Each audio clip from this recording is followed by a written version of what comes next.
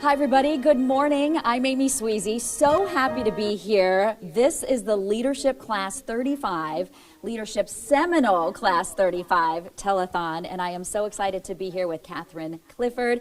Catherine, you are a member of the class. I sure am. Thank you, thank you. And today we are raising funds for Recovery House of Central Florida, a space for dignity, health, and renewal. Yes, and I'm excited to be here hosting with you for the next hour. As I am as well. How much fun are we going to have? This is great.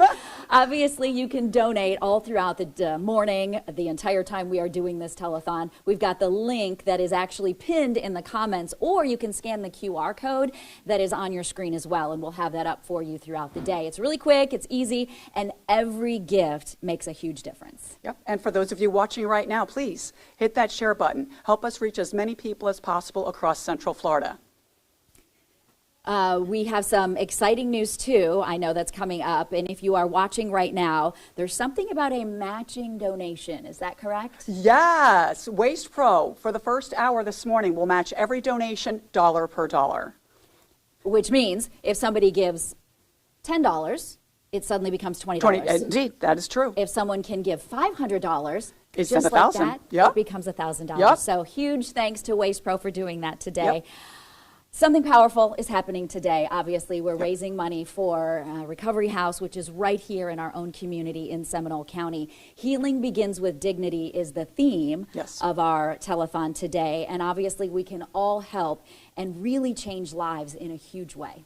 You're right. And as a member of Leadership Seminole Class 35, this legacy project is very personal for us. We have seen firsthand the impact that Recovery House of Central Florida has had on lives. And what does it mean for you to be in Leadership Seminole Class of 35? Oh, it's an incredible, incredible organization.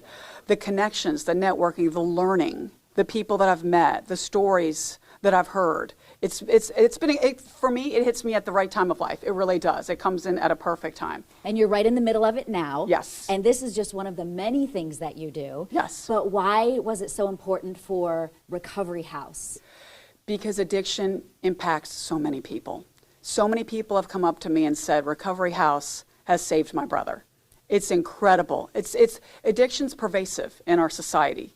And I think people are hurting and they need help. They need assistance.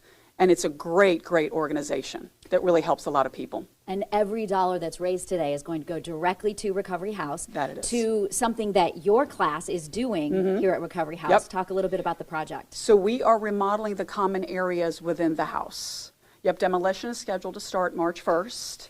And we're going to start with drywall, lighting, and we're going to make it a very, very inviting space for the gentlemen living there. I understand it's a little bit cold right now, right? It's not a fun place to hang out. Yes, it's not exactly up to date. And so you're going to renovate it and make it a much more comfortable place. Yes. And every dollar that's raised today is going to go directly toward creating this warmer, more uplifting space for recovery. Yes, indeed. All right. We got our matching donations. We talked about that with Waste Pro. Yep. That is happening all throughout this entire first hour. So anyone who makes a donation between now and, what time is it? If I can see my watch without my glasses.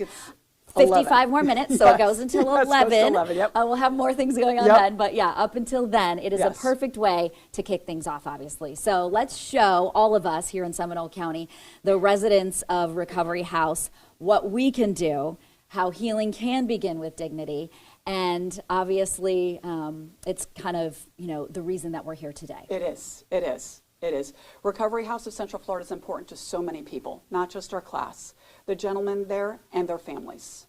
And the lovely board and the people that work there as well. They've all been impacted by addiction.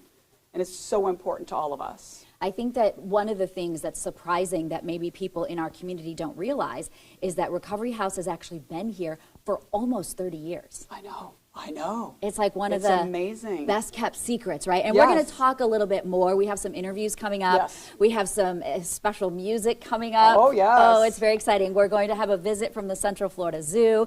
So we have a lot of exciting things that are happening coming up in this hour, not just this hour, but all throughout this morning. Indeed. We have powerful stories, special guests, a few surprises along the way. To say it's an eclectic group of amazing people coming together for a powerful cause. So please stay with us. keep sharing the stream, and keep those donations coming. And remember that Waste Pro is Donating dollar Yes. per dollar for the first hour only. That's right. Yes. So it's really important to donate now. Now more than ever, Yes. please, because your money goes even further. Instead of holding off until later. Oh, maybe I'll think about it later. Exactly. Now is the time, please. Absolutely. Yes. All right. Well, the next thing that we're going to do here is really the heart of why we're here. I am sitting down with Recovery House of Central Florida's executive director. His name is Edward Carr, and he is going to talk a little bit more about Recovery House, what they do, and he has a personal story that he can share that has to do with Recovery House as well. Yes. So before we head there, a quick reminder, you can donate anytime using that QR code on your screen. You'll also find our silent auction on the donation page. And thank you to our generous sponsors, ViStar Credit Union, the Gennard Company, Wharton Smith Construction Group, and Marsh. Your support has made everything possible today. Thank you.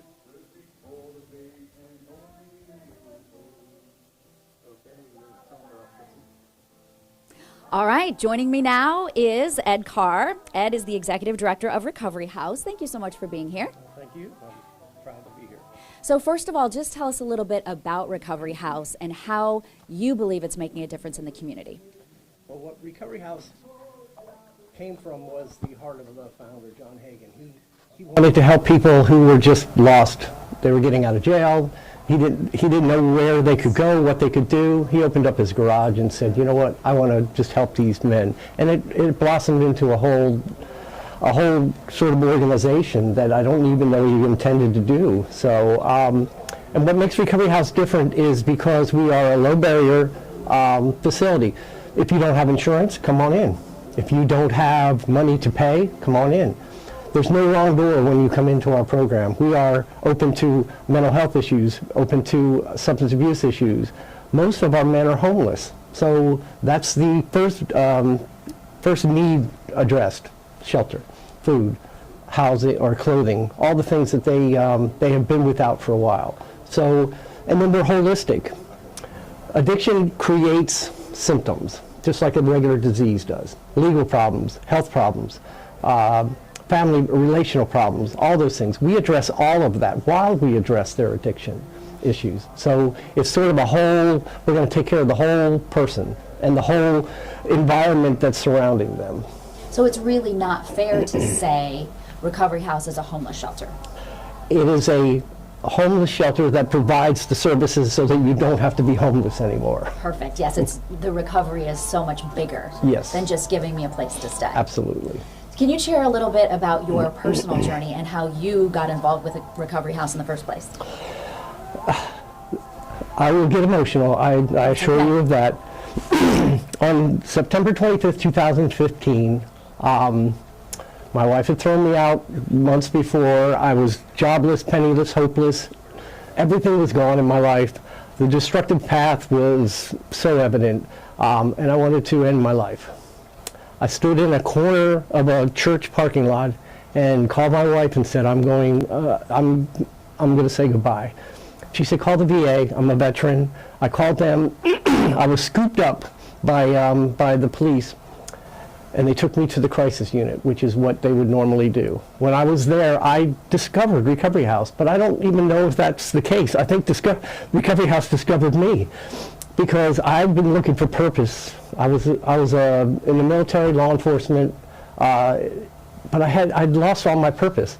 So when I came to Recovery House, I came as a client. I came not expecting any of this. I just said, you know what, I need to get better, so maybe my wife will talk to me, maybe I can get a job. I had no idea where my life was going to go. And when I got to Recovery House, I found purpose. I went to school. I got a bachelor's and a master's degree in the last 7 years. And I accomplished more in 10 years than I did in 20 before that. But what I did find was this is where I belong. And now I lead the organization by, one, letting the experts be the experts, and also by having what I call superpower, where I can connect to the men. I can talk with them on their level, because I've walked in their shoes. Not one of them can say anything that I haven't, they've experienced that I may not have.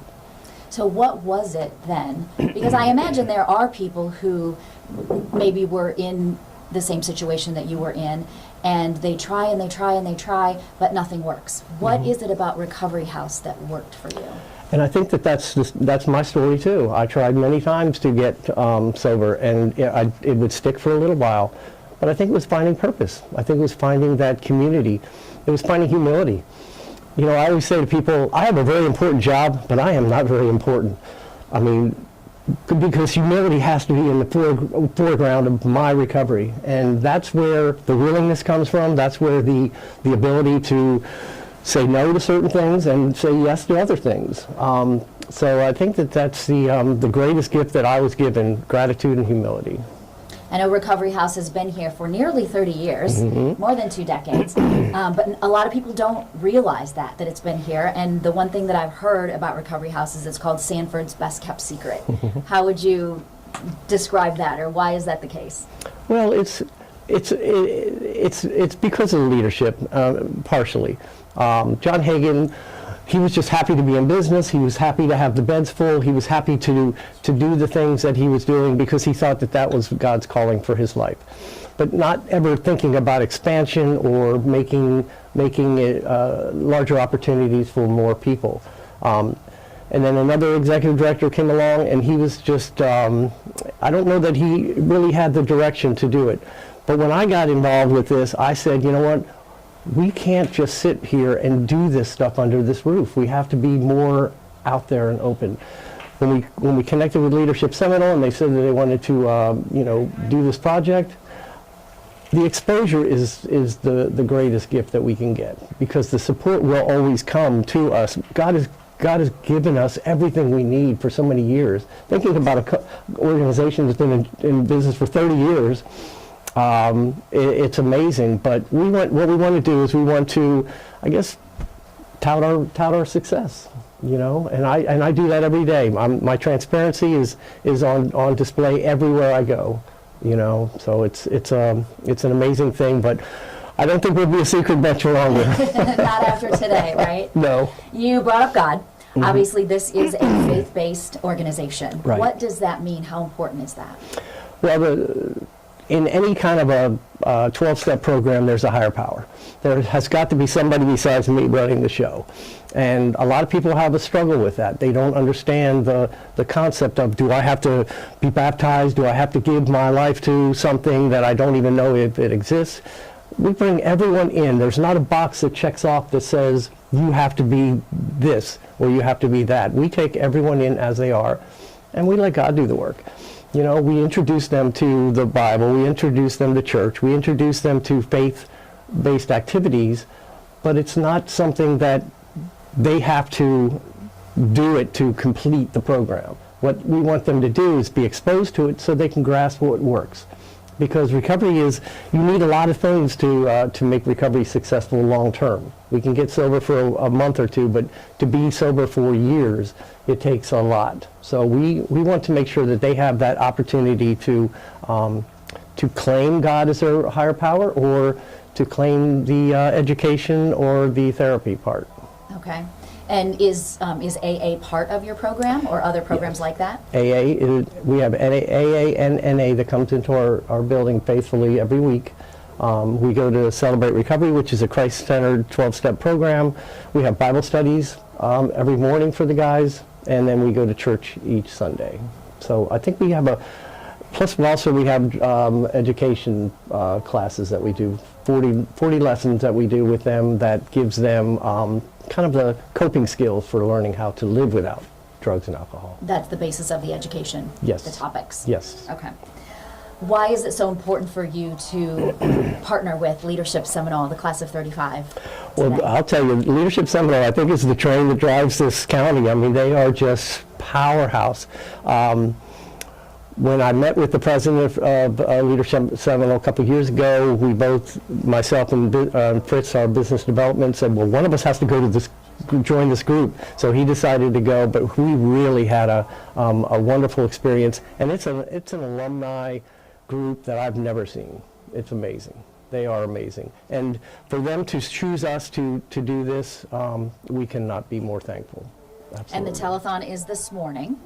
And then after raising the money from the telethon, what happens? Well, now they're going to renovate our building. It's an old juvenile detention center, so it's jailish. It's cold, I heard you describe. It's something, there's a theory that I learned in social work, person in environment. And that is something that's very important because the environment they come from, we want to include it into an environment they most likely will succeed in. It's kind of like going to your grandmother's house. You went in there, you felt loved, you saw the Hummels up on the shelf, and you just felt comfortable. You felt welcome, warm. That's what we want to do. So the Leadership Seminole has adopted our whole facility to renovate it and make it more suitable but also comfortable. And I know one of the things that you talk about is having there's some shared spaces. How important is it to have a shared space for the men who are going through this program? Well, I mean, we've got up to 45, 50 men living in one building at one time. That's, so we have to make it, it has to accomplish what we need to do, which is we have to be able to feed them, we have to be able to do all the normal stuff, but making it inviting. There's a huge response to someone who lives in the woods and comes into our building. They're thinking it's I'm in the Hyatt Hotel now. But then there's another guy who comes from a home that says, I don't want to be in this place. Right. So there's varying degrees of that. But one thing about Recovery House, they develop a brotherhood. They look out for each other. They form this bond because they're kind of like shipwrecked all together, and now they've been saved. So they find that commonality, and living in a space that looks and feels comfortable and good. It's a dream. It's been a dream since we moved in that building 7 years ago. We just haven't been able to accomplish it, and now, thanks to Leadership Seminole, we're going to. That's fantastic. I know, sometimes people have preconceived ideas, right? And they think of, the people who would go to Recovery House, they're probably homeless, they're probably, in and out of jail. But although that may be the case, that's not always the case. There are, I mean, you were former military, you were former law enforcement. So this is a broad sort of audience. What is your message to people who maybe are watching right now, who maybe are thinking, do I need something like this? Well, there will be a time when you have to do something. Addiction doesn't just kind of creep in and then creep out. It kind of just progresses worse and worse. What I do like about Recovery House is that there's no barrier to get in necessarily, but also what we are trying to do is invite them into our family. I can tell you, I was in treatment in 2011. I can't go back into that building that I went treatment in and say, hey, it's me, I'm Ed, I was here a couple years ago. Well, we form an alumni that are always welcome back. Eat with the guys, sponsor them, come back and give back to the individuals that are here now, because they need you. They need to know that. So it's really a if you were to come into our program, you would, and if you've ever been to another program, you would know this is so different. Absolutely so different. Fantastic. Is there anything else that you would like to add about the importance of Recovery House or the importance of today, a message that you want to send to someone who is watching right now? Well, the greatest gift that I've been given is that I don't even live in this county. I live in Daytona Beach. So for me to find Recovery House from a piece of paper that was handed to me in a detox crisis unit, and then for me to be willing, out of those 12 other pieces of paper, say I want to give Recovery House a try, I feel like I was ordained to come to Recovery House. I don't know if I was supposed to lead it or to be the executive director, but I feel like I was ordained to come here. And now Recovery House is like one of my children. I nurture it. I take care of it. I want it to succeed. I want it to thrive long after I move into the retirement home. I'm not a young man anymore. I'm kind of getting closer to the end of my working career, I hope. But my dream is that Recovery House flourishes. We expand to helping women. That's on our strategic plan. We help people. We expand into other counties. I mean, the model is right. I know it is because it worked for me, and it's worked for hundreds of other people. So I know we have it's sort of like we're opening up a restaurant. You don't open another restaurant till you make sure the food's good. Well, right. I think our food is great, and I think it's time to expand, and this exposure and this ability to bring in stakeholders and people that want to contribute and be a part of Recovery House is huge. All right. And Car, thank you so much. Oh, thank you for sharing your story. Thank absolutely. you for everything that you do in our community. Thank you for being here today. And I am so excited to see what Leadership Seminole Class of 35, the money that's going to be raised today through your help, and also to help us out here at Recovery House, and then to see the renovations that happen Yes. Starting next month from the donations that are made today. So thank you again. We appreciate your time. Thank you. Don't go anywhere. We have some exciting things coming up here at Recovery House. I hear some strange noise in the other room, so I'm going to go check out what that noise is all about. How about? All right. Recovery House to me is a place that gave me an opportunity to have my life back. I originally came to Recovery House as a client. I am a graduate of the program, and I struggled with alcoholism for most of my adult life, and when things got out of control and I felt like I didn't have many options, I reached out to the Recovery House, and they brought me in with open arms, and they showed me a new way to live. The 12th step is actually giving it back. Having had a spiritual awakening as a result of these steps, help those that are still suffering. And I can tell you that on that phone, when I'm talking to a mother or a father, a wife, a brother or sister, or even the guy that's like interested in our program himself, I share more of my experience, strength, and hope on that phone than I ever have in a 12-step meeting. And that's just my experience. It gives me an opportunity to present what Recovery House is and what it has to offer. Recovery House opens the door for any man, and hopefully soon women, that have no other options. They're down on their luck. They might not have a job. They might have broken living history and things like that. A guy coming into our facility doesn't need to have insurance. He doesn't need to have money in the bank. He doesn't need to have anything but a will to come in, do the work, and get better. Get better. Absolutely. That's awesome. Yeah. It's very fulfilling. It's these guys have to do the work themselves, but it's definitely like fruits of the labor, so to speak, even from my end, or maybe even our executive director's end. But yeah, it's a really good feeling, and I get to see these guys from the day that they walk in the door, kind of broken, and then after a few months when they start to get right path, kind of, so to speak. back, get some of their health back and their mind in a clear state, and then watching the guy go across the stage as a graduate, that's a proud moment for everybody.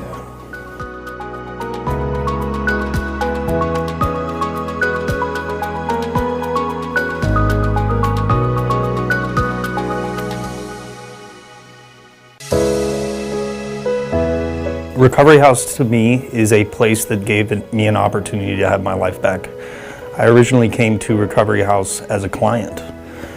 I am a graduate of the program, and I struggled with alcoholism for most of my adult life, and when things got out of control and I felt like I didn't have many options, I reached out to the Recovery House, and they brought me in with open arms, and they showed me a new way to live. The 12th step is actually giving it back. Having had a spiritual awakening as a result of these steps, help those that are still suffering. And I can tell you that on that phone, when I'm talking to a mother or a father, a wife, a brother or sister, Okay, or even welcome the guy that's back. We are bringing some wildlife energy into the show now with our friends from the Central Florida Zoo. We have Bob Chabot, the Chief Operating Officer of the Central Florida Zoo, and a proud member of Leadership Seminole Class of 35. And, you know, you didn't come alone today, so introduce Katie to us and tell us what in the world is happening in the pool here. Yeah, this is Katie. I'm going to come over here so I can hear you, Bob. This is Katie, one of our ambassador animal keepers, and she has brought along a friend today, a male armadillo whose name is Dillo. Oh, perfect. So yeah, and we've got him in, he's foraging around for some worms in this little pool here. It's sort of showing you what kind of, what some of his natural behaviors look like. All right, Katie, are you going to talk to us and tell us a little bit more? Should I scooch over here? I'm going to come over here and hold the microphone. Yes, so this is Dillo. He is a 9-banded armadillo. So there are a lot of different armadillo species, mainly in Central and South America. But these guys are actually native to mainly the southeastern part of the United States. So a lot of people in Florida are familiar with these guys. They frequently see them around. They are called 9-banded armadillos because if you can kind of see on him, he does have what we call bands. Those are just kind of breaks, overlapping scoots on his plating that he has. And so that's how they got the name 9-banded armadillo. Right now, he's making a ruckus, but he's actually foraging. So these guys are insectivores, so they spend a lot of their time hunting for bugs. So I did actually bring along a few bugs for him. And frequently what we do at the zoo is something called enrichment, where we give our animals a variety of different things that help encourage species-specific behaviors for them. That way they are staying like mentally stimulated. Okay, and in case people missed this, Katie just dropped a couple of super worms, is that Yes. right, into the pool, and so now that's what the armadillo is doing. He's foraging around trying to find the worms. Yes, and so I have the playpen balls in there for him to kind of have a little bit of adversity as he's trying to find the bugs. We don't want to just hand feed him his food. So as he would spend all that time really trying to find all of those bugs for him to eat.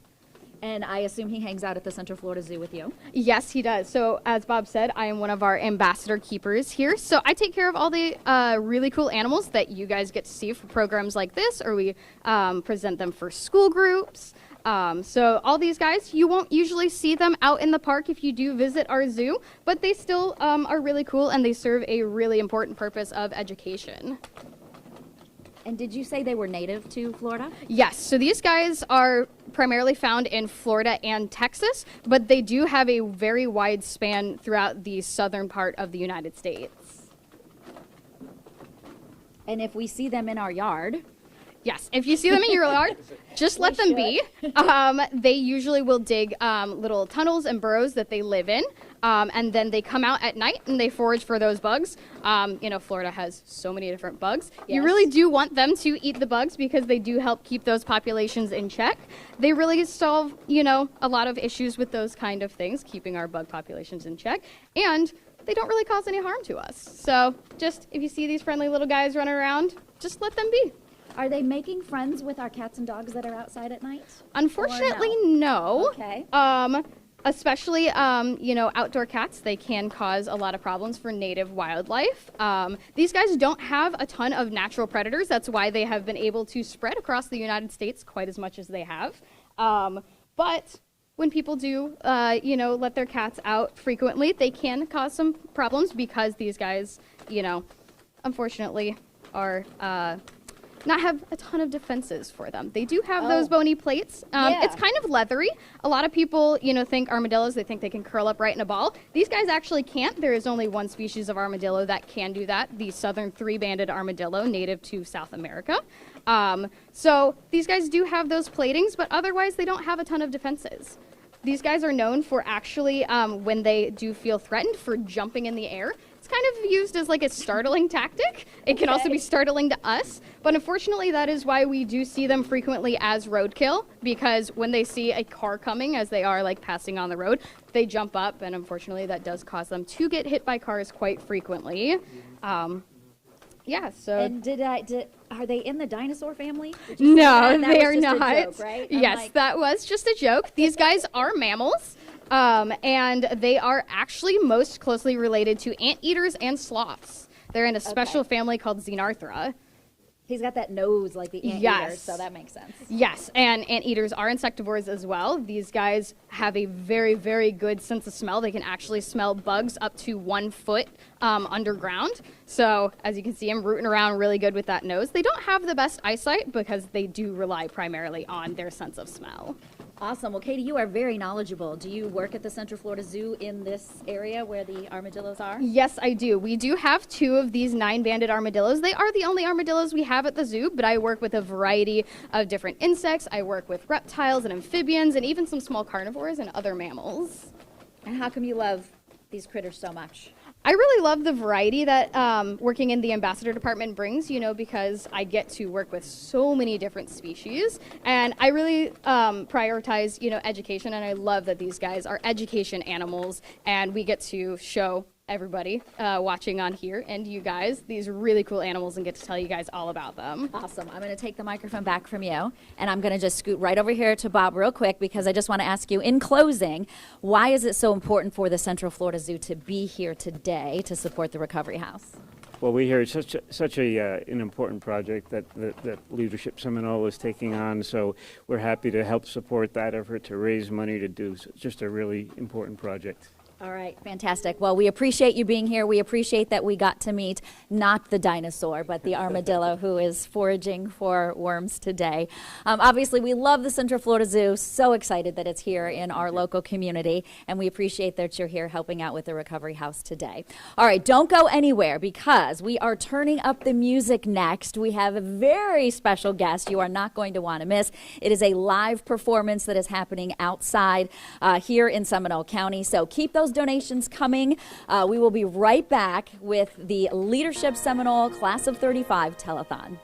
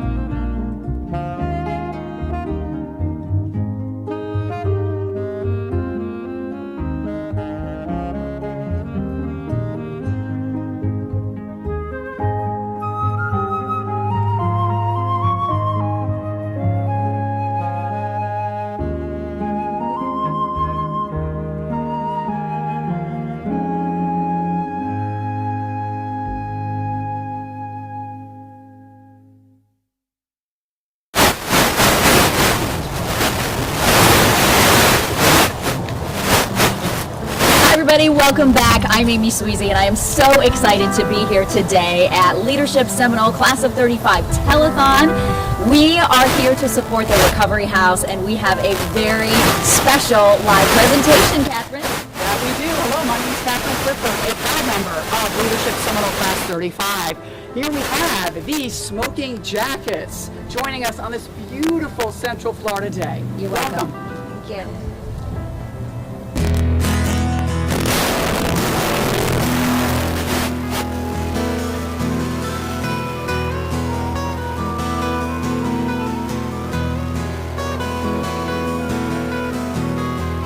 Like the way it's sparkling.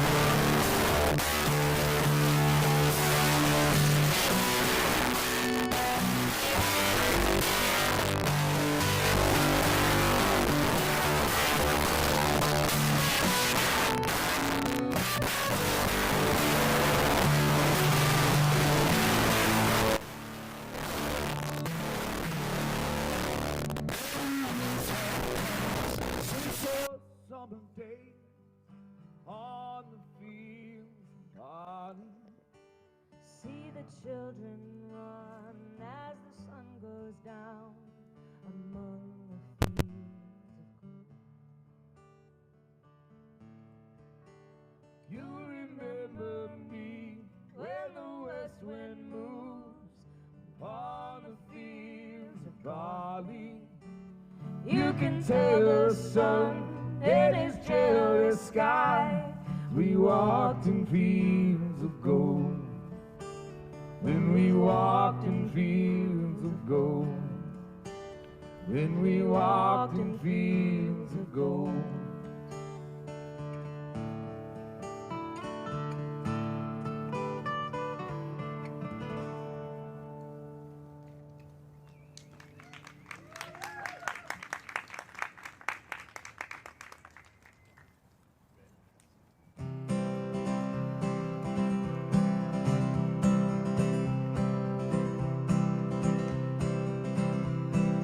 I'm just a poor boy, my story said and told. I've squandered my existence, a pocket full of mumbles, such are promises. All lies and jest, still a man hears what he wants to hear, and disregards the rest. When I left my home and family, I was no more than a boy in the company of strangers.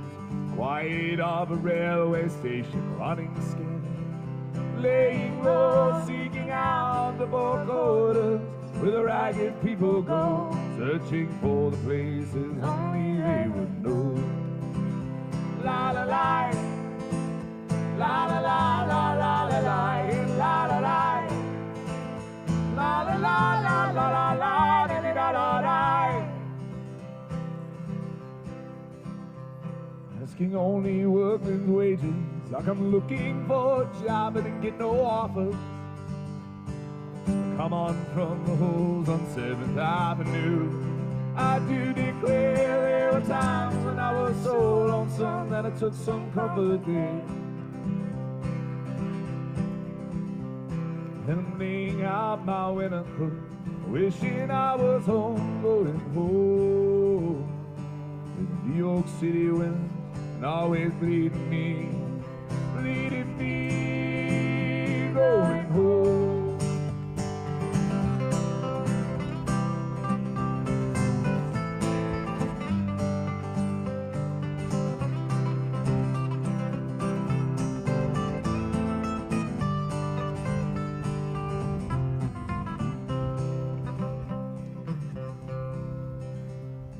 In the clearing stands a boxer, fighter by his trade, and carries the reminder of every glove that laid him down. I caught him till he cried out, his anger and his shame. I am leaving, but the fighter still remains.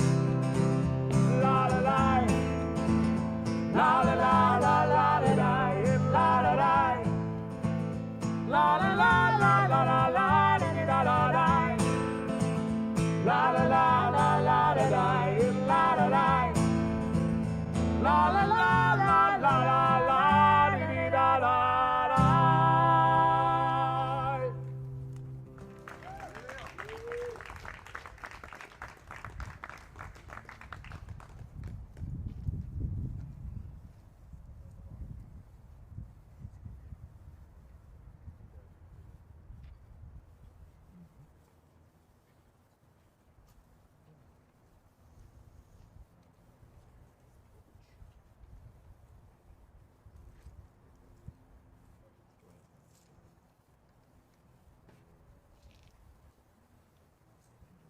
Recovery House mascot, so that works out.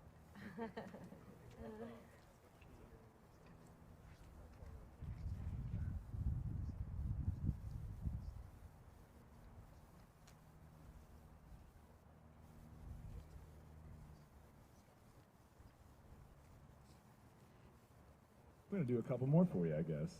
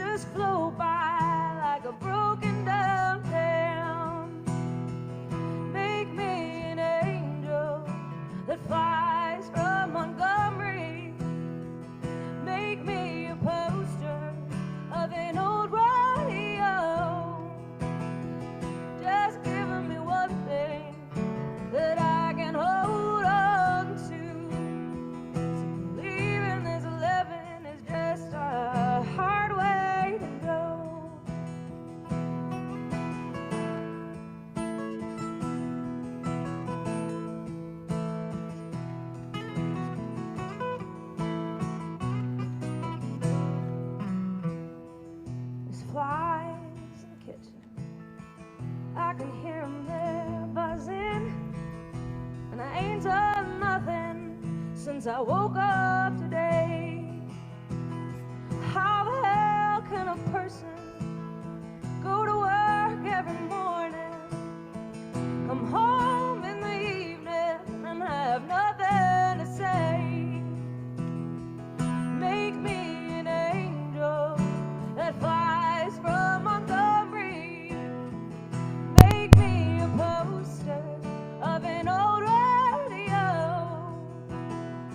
Just give me one thing that I can hold on to. To believe in this living is just a hard way to go. To believe in this living is just a hard way to go.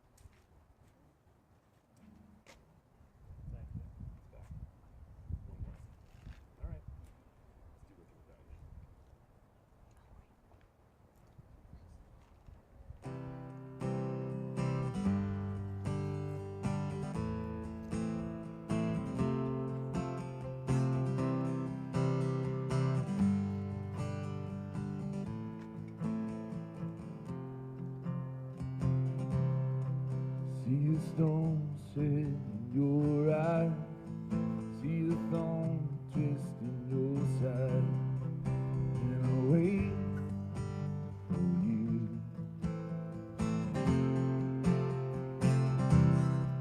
Side of pain, dead twist of fate, bit of nails, she makes me wait, and I wait for you. With or without you, with or without you. Through the storm, we reach the shore. Give it all, I want more. And I wait for you. With or without you. With or without you, oh, I can't live. With or without you, and you give yourself away, and you give yourself away, and you give, and you give, and you give yourself away. Hands are tied, my body through, she got me with nothing left, nothing left to love, and you gave yourself away, and you gave yourself away, and you gave, and you gave, and you gave yourself away. With or without you,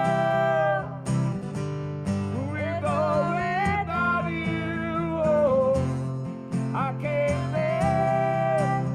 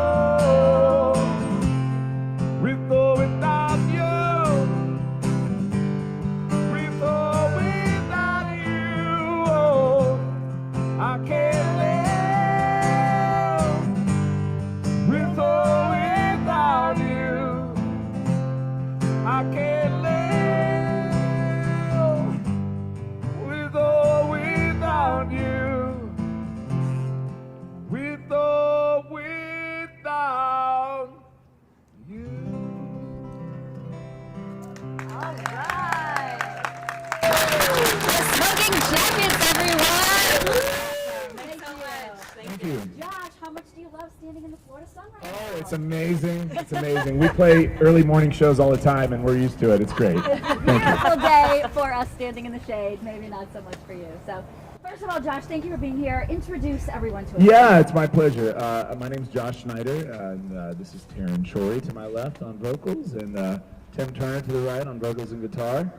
And we have a band. It's an 8-piece band, so there's a lot more of us: drums and bass and keyboards, saxophone, all that stuff. But just the three of us this morning. And why are you here to help support Recovery House? Well, first of all, I've grown up in Sanford, lived here my whole life, and I love the mission of Recovery House and everything they do for the community and the folks that need a little help among us. And we're just happy to do our part, and I hope that we can raise a little bit of awareness and some money for a really great organization that's doing great work in our community. Well, we're thrilled that you're here performing for our telethon, the Leadership Seminole Class of 35 telethon.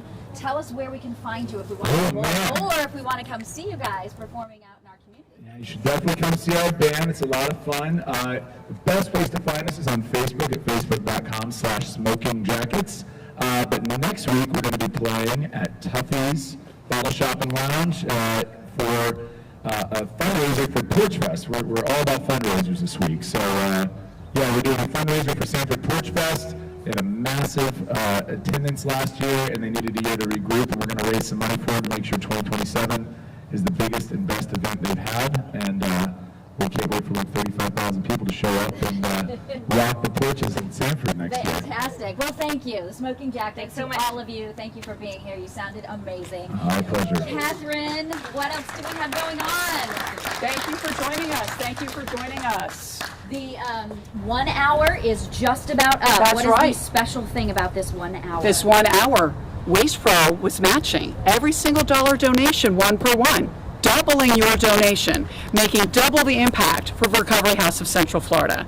Thank you for your donations so far. Please continue to donate. Thank you very much. And obviously, Recovery House is all about the people and the stories. And when we return, we are going to hear from someone who has been directly impacted by Recovery House. So don't go anywhere.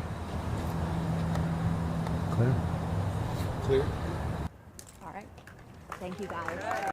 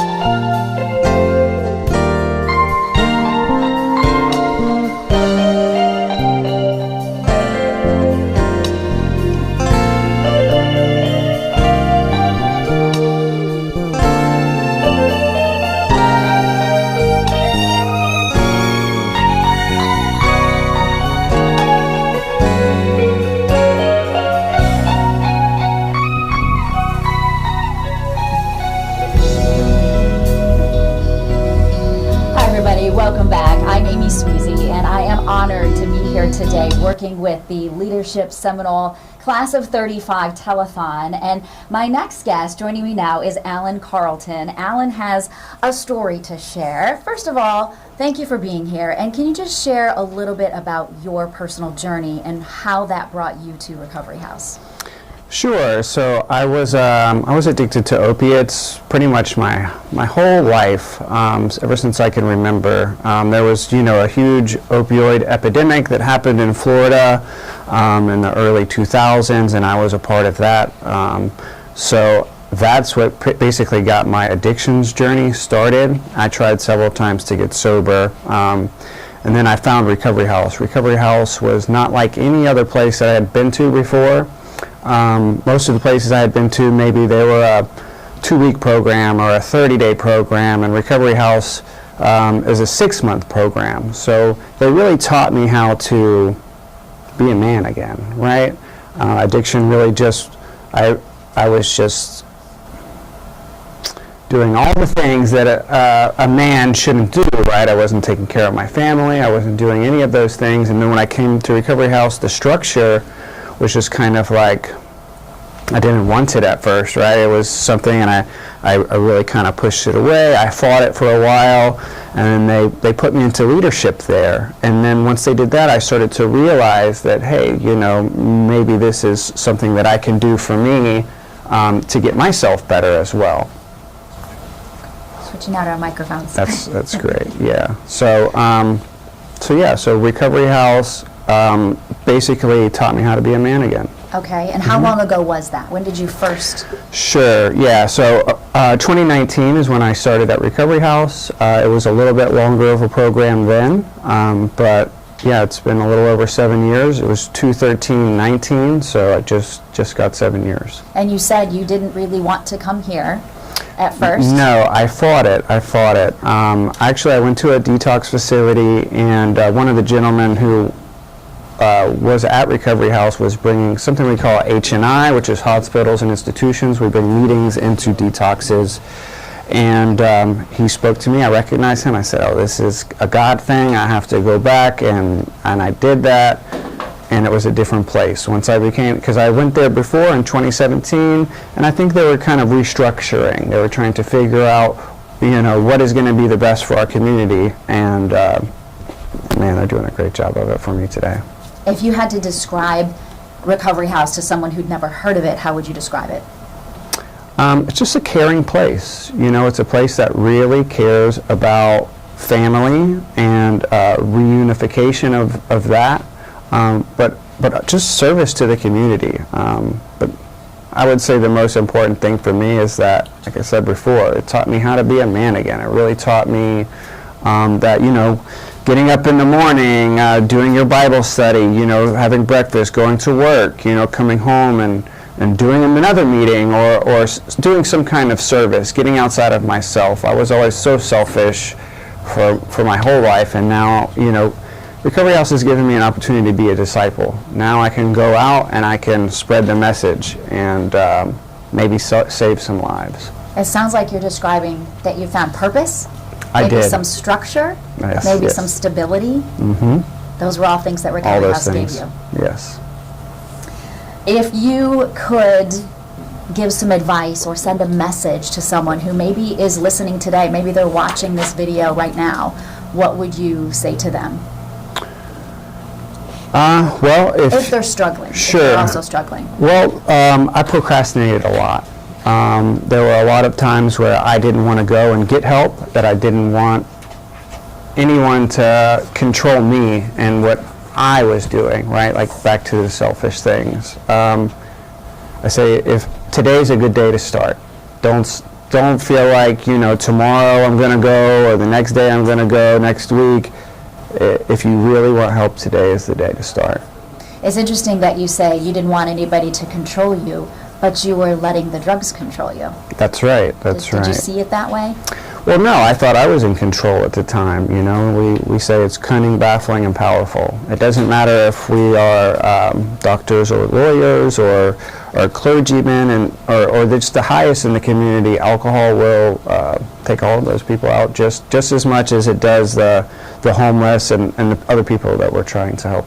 And what does life look like for you today? Well, I'm a business owner. I have my own painting company. I've been doing it for quite some time now. I love being able to refurbish things and make people happy that way, and also I make great money at it, so that's always good. But really, my biggest, I would say, like thing that I'm working on today is a women's facility that we're trying to open up at Recovery House. We're going to call it River House. So we are, I think we're just going to be starting it now. We're just talking about it, but we have so many men that we've helped in this community, and I really feel like the women are kind of losing out, you know, so we want to try and do that. That's what I'm trying to do now. And the River House is a special name. Yes, that's my daughter's name. That's right. Yes, we have special meaning behind that. So yes. You are a dad. I am. That's right. The most important thing is I'm a father, a single father. She's in kindergarten, and she's actually off with her grandpa right now. Yeah.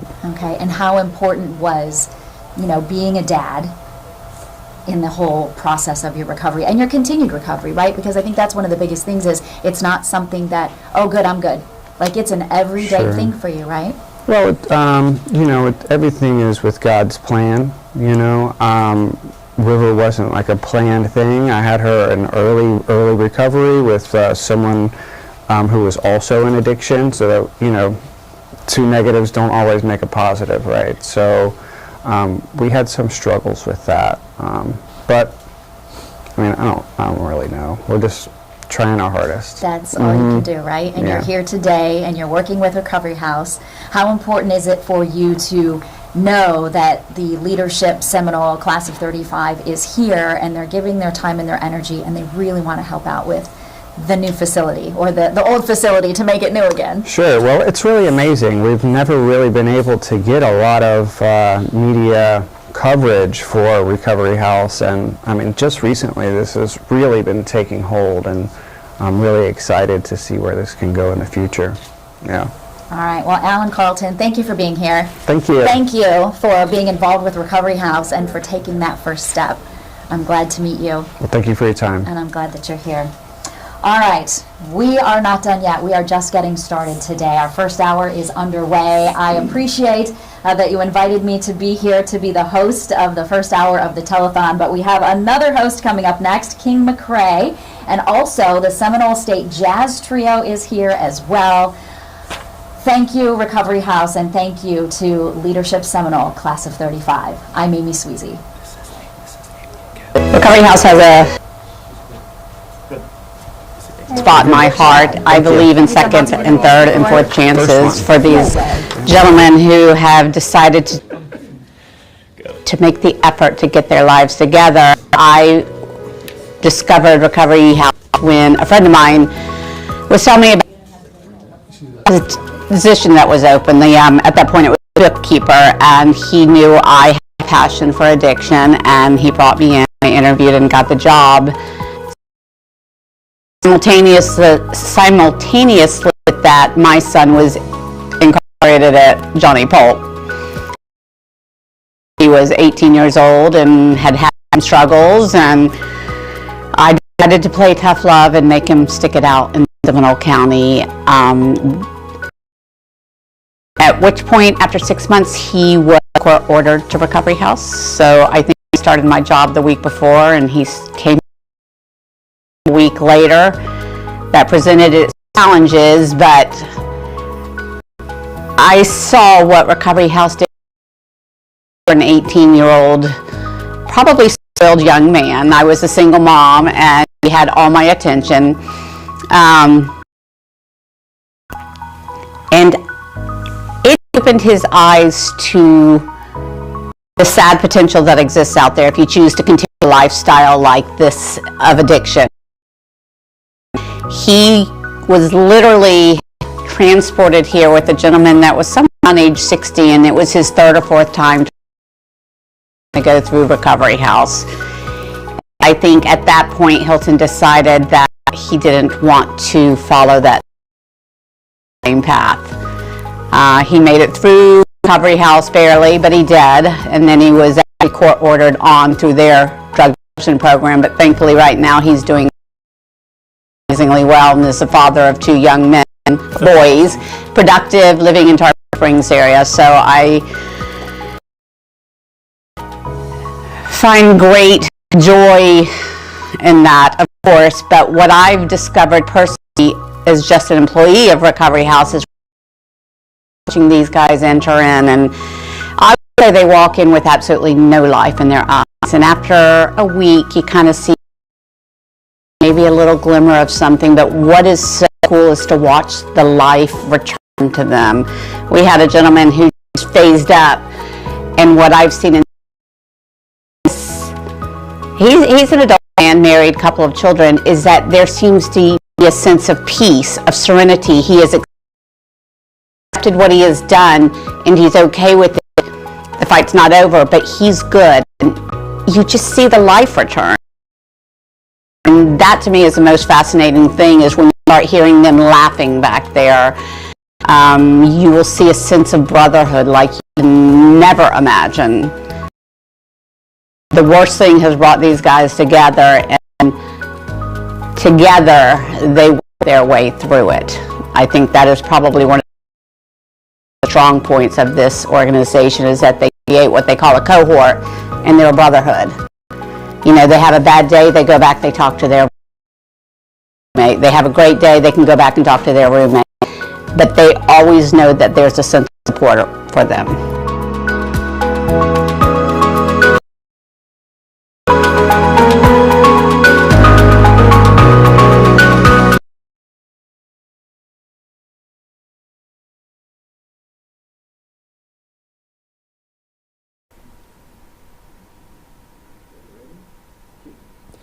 All right, thank you, Amy and Catherine. Truly appreciate you today, and I want to thank everybody for all the amazing, powerful stories that we've heard so far.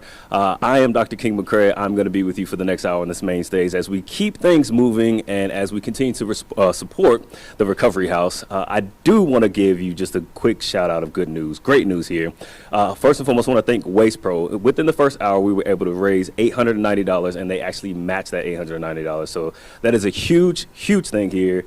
But as we move forward, I do want to say right now it is time to sit back, relax, and enjoy the smooth, smooth sounds of the Seminole State Jazz Trio.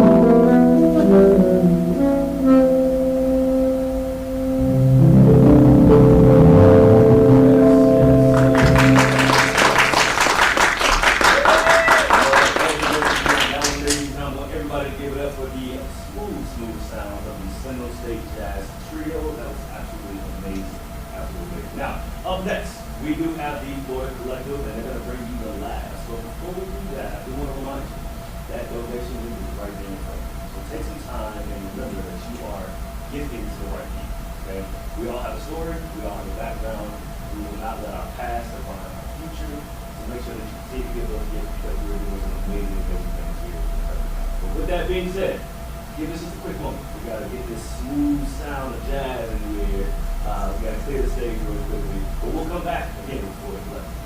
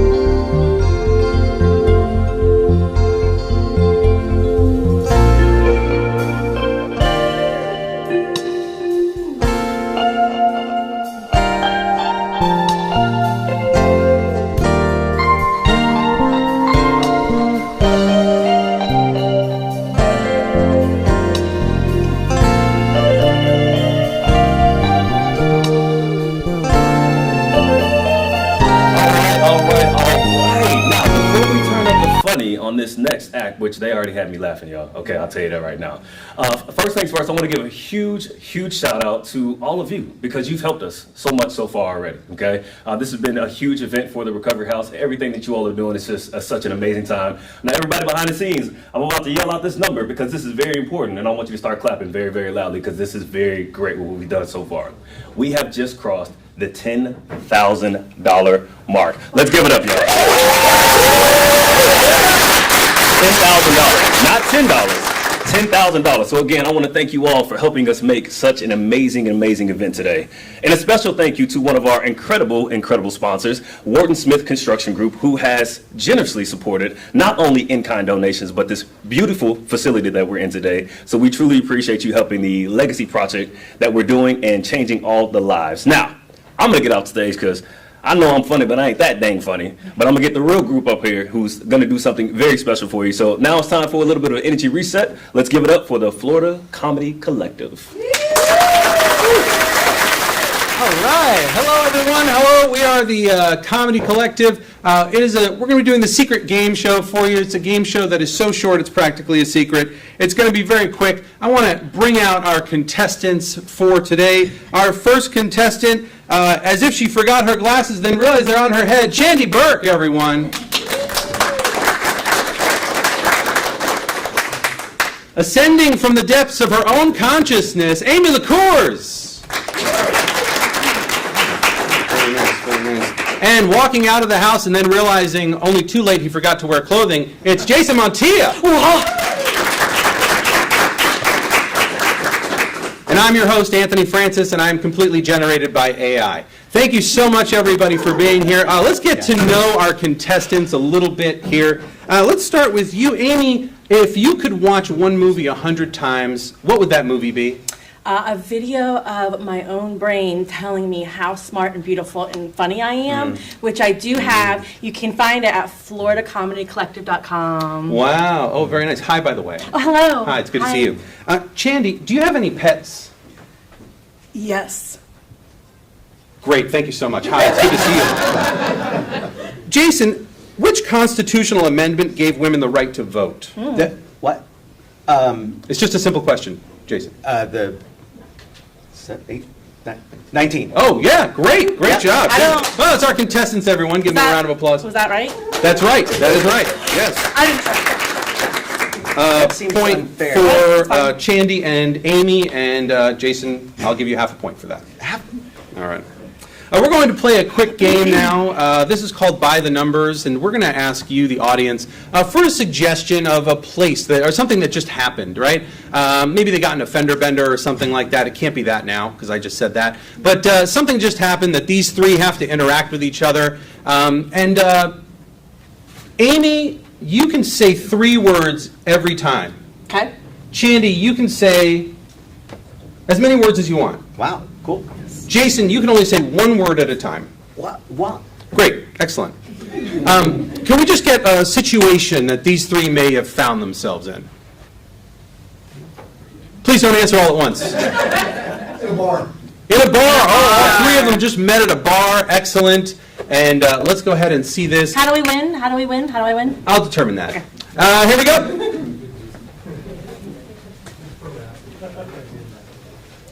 Oh, bar's over here. Oh, Hi. Another one. Hi, how are you? You guys, I am. Nuts.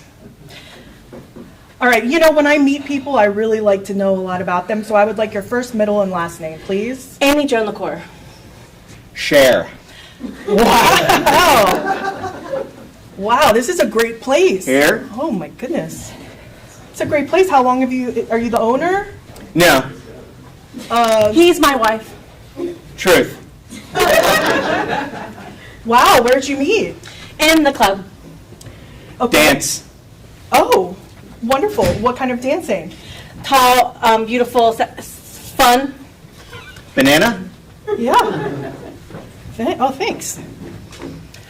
I came here. Yes, you did. I am here too. I feel like excuse me, sir, what's going on here? Magic. Oh, wow. Honey, not now. Emotions. I feel them. Thank you so much. I was feeling kind of weird when I came in here because your energy is up. Yes, thank you. My energy is weird. Honey. Yes, dear, I Care. You know what? What? This feels bad. No. Oh, no. No. Look, I know you're people of little words, but I have seen. No, okay. Little people. Judgmental. Regular people with little words. I am tall. I was gonna compliment you. Anger. The love between you. This bar stinks. What? These people are impossible. Listen to me. Why? This lady is too tall. Wait. As the tallest person here, I have authority. And you have to listen to me. Unfair. Thank you. Honey, why would... Honey, why her? Because I'm the tallest, so I make the rules. You want tall? Accurate. See, now I can hear applause.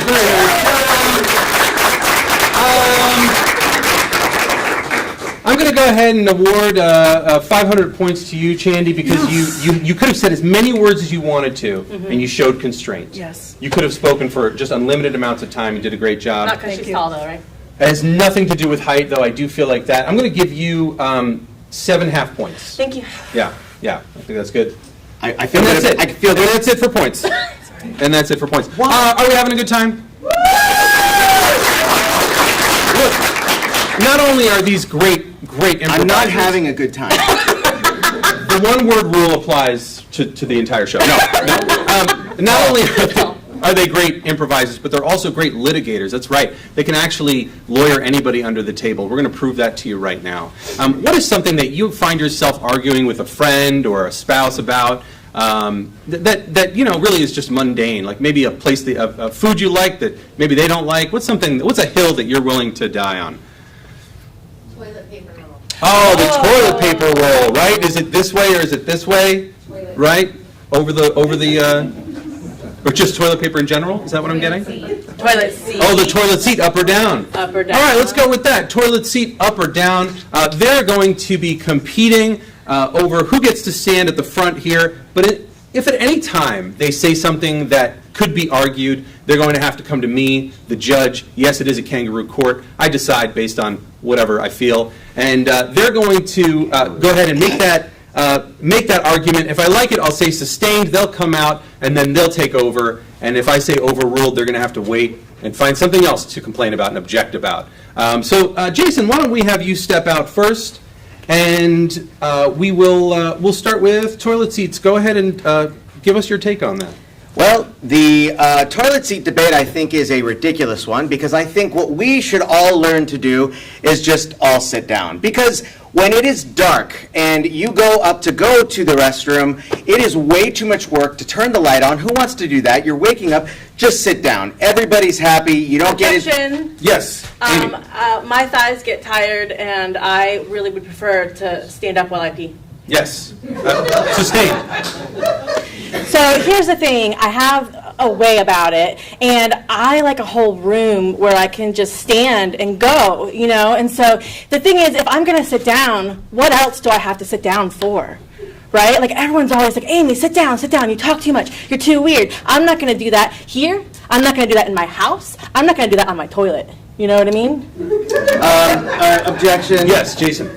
Nobody's in the toilet telling Amy she talks too much. Sustained, it's true. Yeah.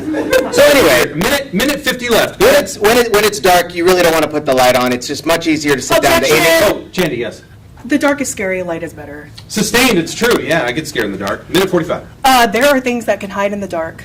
There are creepy crawlies. There are gross bathroom things that can appear without your knowledge, and you might touch them, you might see them, it might ruin your day. You leave the lights on, you are always safe, okay? Safety is number one, and as the tallest person on this panel,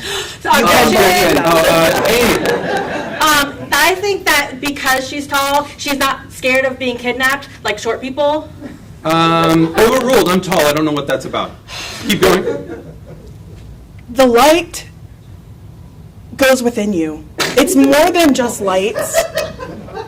The light lightens your soul, your life, the world. Objection. Yes? She has no soul. Sustained. Yeah, go ahead.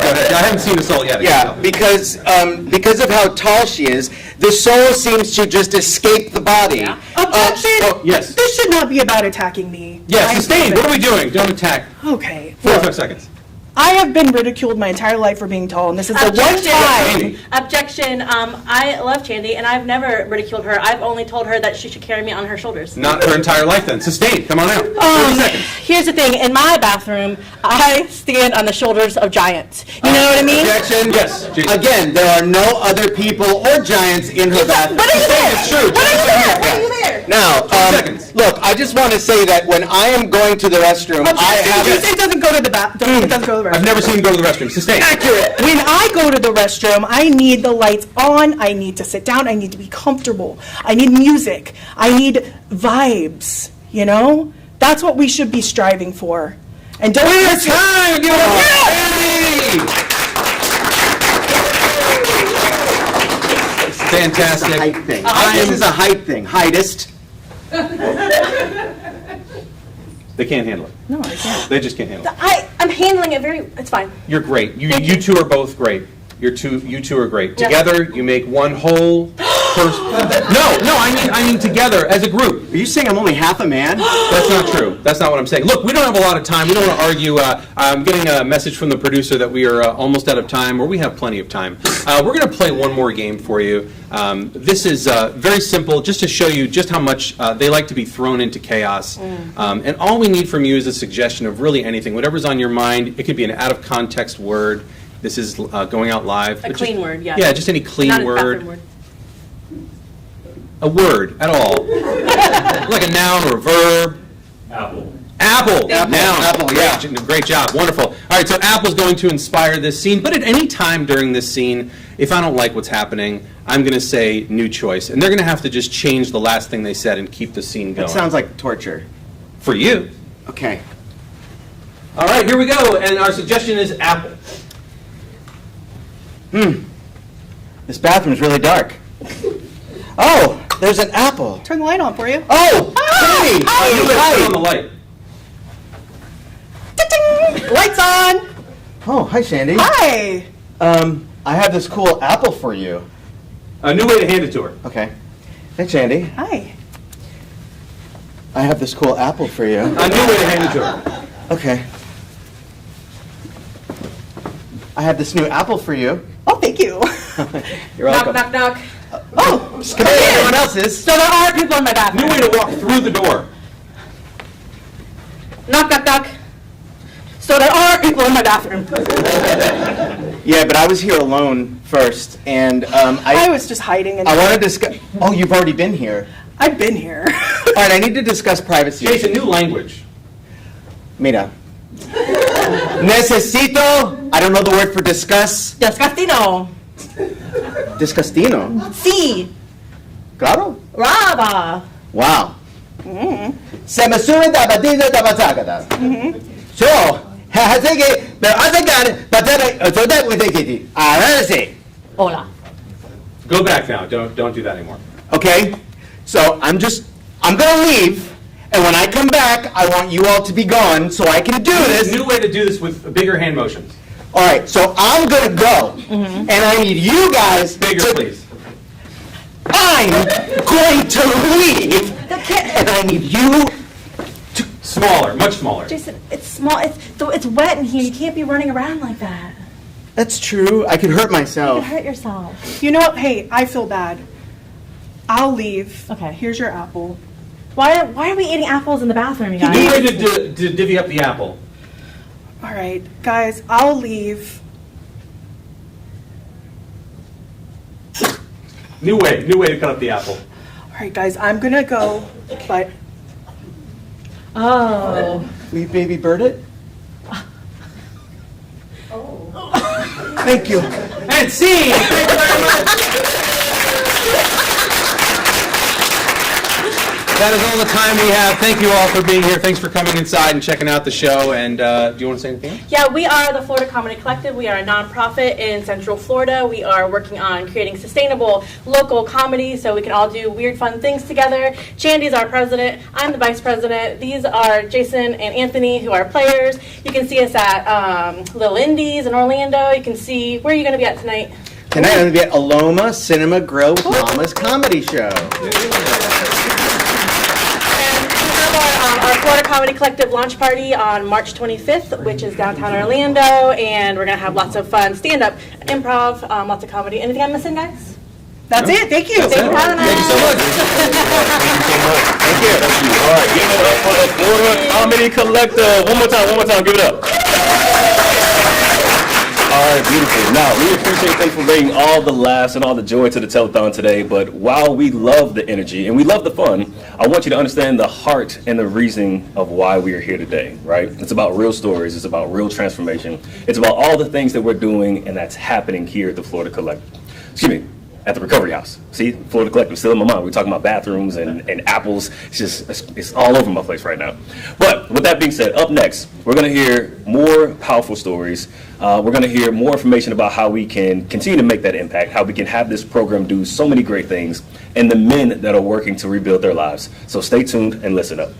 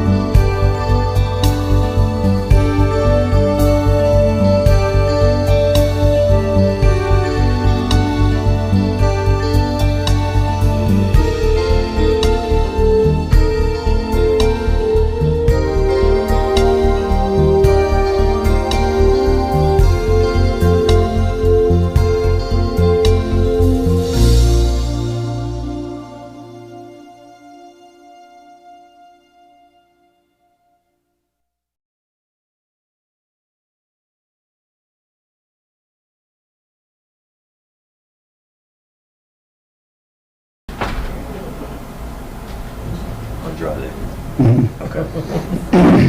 So you're going to be the one asking questions, right? Yes. Okay. All right, perfect. I am joined now by Recovery House Clinical Director, Dr. Rosalind Thomas, and Recovery House graduate, Julian Andrade. Thank you both for being here. Truly appreciate it. So first and foremost, I'm going to start with Dr. Thomas. So Dr. Thomas, can you share with us, in the audience, a little bit about your work that you do and the support you provide here at the Recovery House? Sure.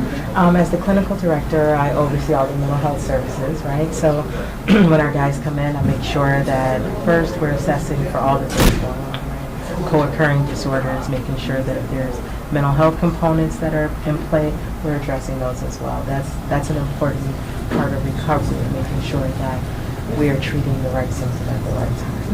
I do evidence-based groups, and this is one of my best students right here, Mr. Julian, who was a part of my moral recognition therapy group, and that's one that we're very proud of because it really works on changing the behaviors, those underlying issues that deal with substance abuse. Absolutely. Well, Dr. Thomas, definitely thank you for all the work that you do, and congratulations to you as well, Julian, because, again, like I tell people all the time, don't let your past define you, right? Your past is not your future. So I commend you on where you're coming from today. So congratulations on completing the program. Now, I understand Dr. Thomas played an important role in your recovery. So would you mind sharing how her support and your experience at the recovery house actually helped change your life? Okay, so before I came to recovery house, I will give you a little background on how I got there, how I ended up there. I was obviously addicted to drugs and alcohol. I was homeless. I was living in my friend's mom's garage, and what ultimately led me there, I was out on bond in 3 connecting counties. I got arrested in 1 year 3 times. So I was out on bond in Orange, Volusia, and Seminole County, and I was facing 30 plus years in prison. So I had the opportunity, after failing the drug test and being on probation, I had the option of either coming to this program or sitting in front of that judge that told me I can be facing 30 plus years. So I came to the program and, going through the motions of being in the program and everything like that, as soon as you get there, you start getting awarded with wins, like off top. Like you get there, you get a full plate of food. You get there, they got a blessing clause. You got clothes. I didn't come here with much stuff. My dad just dropped me off one day. So these people, they haven't found a shop to get you to the doctor. I got a bunch of dental work. You see all these good things. As soon as I get there, everybody's real welcome. So I'm really going to try to give this a shot. I started thinking about my future and everything like that. And I'm coming up on 38 years old now. And I'm like, okay, I gotta start making changes. I have 2 kids, stuff like that. So the program starts working. You go through these, the clinical part of the program with, you start off with Ed, who is the executive director, as you guys know, and he runs the cohorts. And so he helps you start developing a toolbox, you know what I'm saying? So you can, use stuff to help you, deal with triggers and stuff while you're outside on the streets or outside, after the program's over with, stuff to help you not go back to drugs and stuff like that. So I started building myself this little toolbox and stuff like that, and, it was good, and I was getting great stuff out of it. But it wasn't until I got to Dr. Thomas's class, the MRT, moral recognition therapy, and what that is that deals with a lot of your personality traits, like your defense mechanism, your manipulative traits, your ego, and how you come about building that as far as back starting when you're a baby. You know what I mean? And finding out your real personality and finding out who you really are. So she's telling us all this stuff. When we get to the class, and I'm like, okay, this stuff sounds pretty cool, right? And then the word comes, and it gets deep, and it digs up stuff that you don't want to bring up, stuff that you try to bury deep down inside, stuff that you've done to people in the past, stuff that people that you've hurt that truly love you, stuff that you really, really try to forget, that you never really want to talk to people about, especially somebody you really kind of just needed, you know what I mean? So I was really defensive coming into her class with this. I was like, I'm not doing this, you know what I mean? And so she gives me my first homework assignment, and I take it back to my class, and I'm like, yeah, I'm not doing this. I'm seriously not doing this. And for addicts, we're going to be really, really manipulative and really, really have a way of getting our way. You know what I mean? So I'm trying every angle. So she's, we get to class the next week, and she's like, did you do your homework? And I'm like, no, I'm not doing it. And she just leans in real close. She puts her hands on her head, and she's like, you're doing it. I'm like, no, I'm not. She's like, yeah, you are. So, awkward silence for it felt like 10 minutes, but it was maybe 20 seconds. And so I kind of look at her and I'm like, reality starts to hit in. Like, okay, I'm not getting out of this. I do have 30 plus years. I have to finish this program. I have to do everything I do to make this change, you know what I mean? So I look at her and I'm like, I'm not getting out of this, am I? And she's like, nah, you're not getting out of it. So our classes run about, 30, 45 minutes, give or take. And she was like, so since you didn't want to do your homework, you're going to do it right now in class. So I'm thinking, okay, you know what, I'm going to drag this out. Eventually, she's going to want to go home. You know what I'm saying? It's going on 8 o'clock, 8:30. No, she sat there for almost 2.5 hours while I did my homework. It was 9:30 at night. And when I finally finished, she sat there and she was like, okay, here's your homework for next week. Here's your essence, your stage. I'll see you next week. And I'm just sitting there like, this lady's crazy. Like, this lady's crazy. She's something different. Right. So, nevertheless, the next couple assignments were just the same way. You know what I mean? I was, stuff that you have to do, and I'm just like, no, man, I'm not doing it. I didn't really want to do it. Then I started doing it. It started getting easier. I started getting through it. and I started getting excited about it. I started finding myself learning about this stuff to where there was like a point a couple times in the class where she would look back and she would be laughing, and I'd be like, and I would sit back and I'm like, okay, she's laughing because she sees me enjoying this. And this is how much of a, baby I was being about it. Instead of me being happy that I'm actually doing stuff out of this class, I was mad because I felt like I got worked. This thing just worked me. I'm the one getting the help, you know what I mean? But once I started realizing all this stuff, and I started realizing the growth and everything like that I was getting, and understanding about myself, and like who I really truly was, and who I could truly be, and like that this stuff was actually working, to where it really was noticeable when it started, helping me in my relationship with my daughter, my daughter's mother, my mom, my brothers, my family. Before I came in, like I said, I was living in my friend's garage. I wasn't trusted to be around. My family didn't want me around.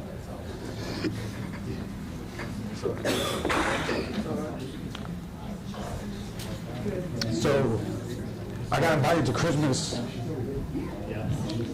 for the first time in 2 years, and I felt great. I was able to buy Christmas gifts for my loved ones. I was able to buy gifts for my family. I was, I've been getting invited to family events. I got my daughter's birthday party next weekend, and they let me suggest a place, and like all these things are working. I got a job now. I got money in the bank. I got a car. All these stuff I didn't have last year. I didn't have nothing but my friend's mom's garage. So it was just like I was like, okay, this is really working. Like I'm getting stuff back that I never had.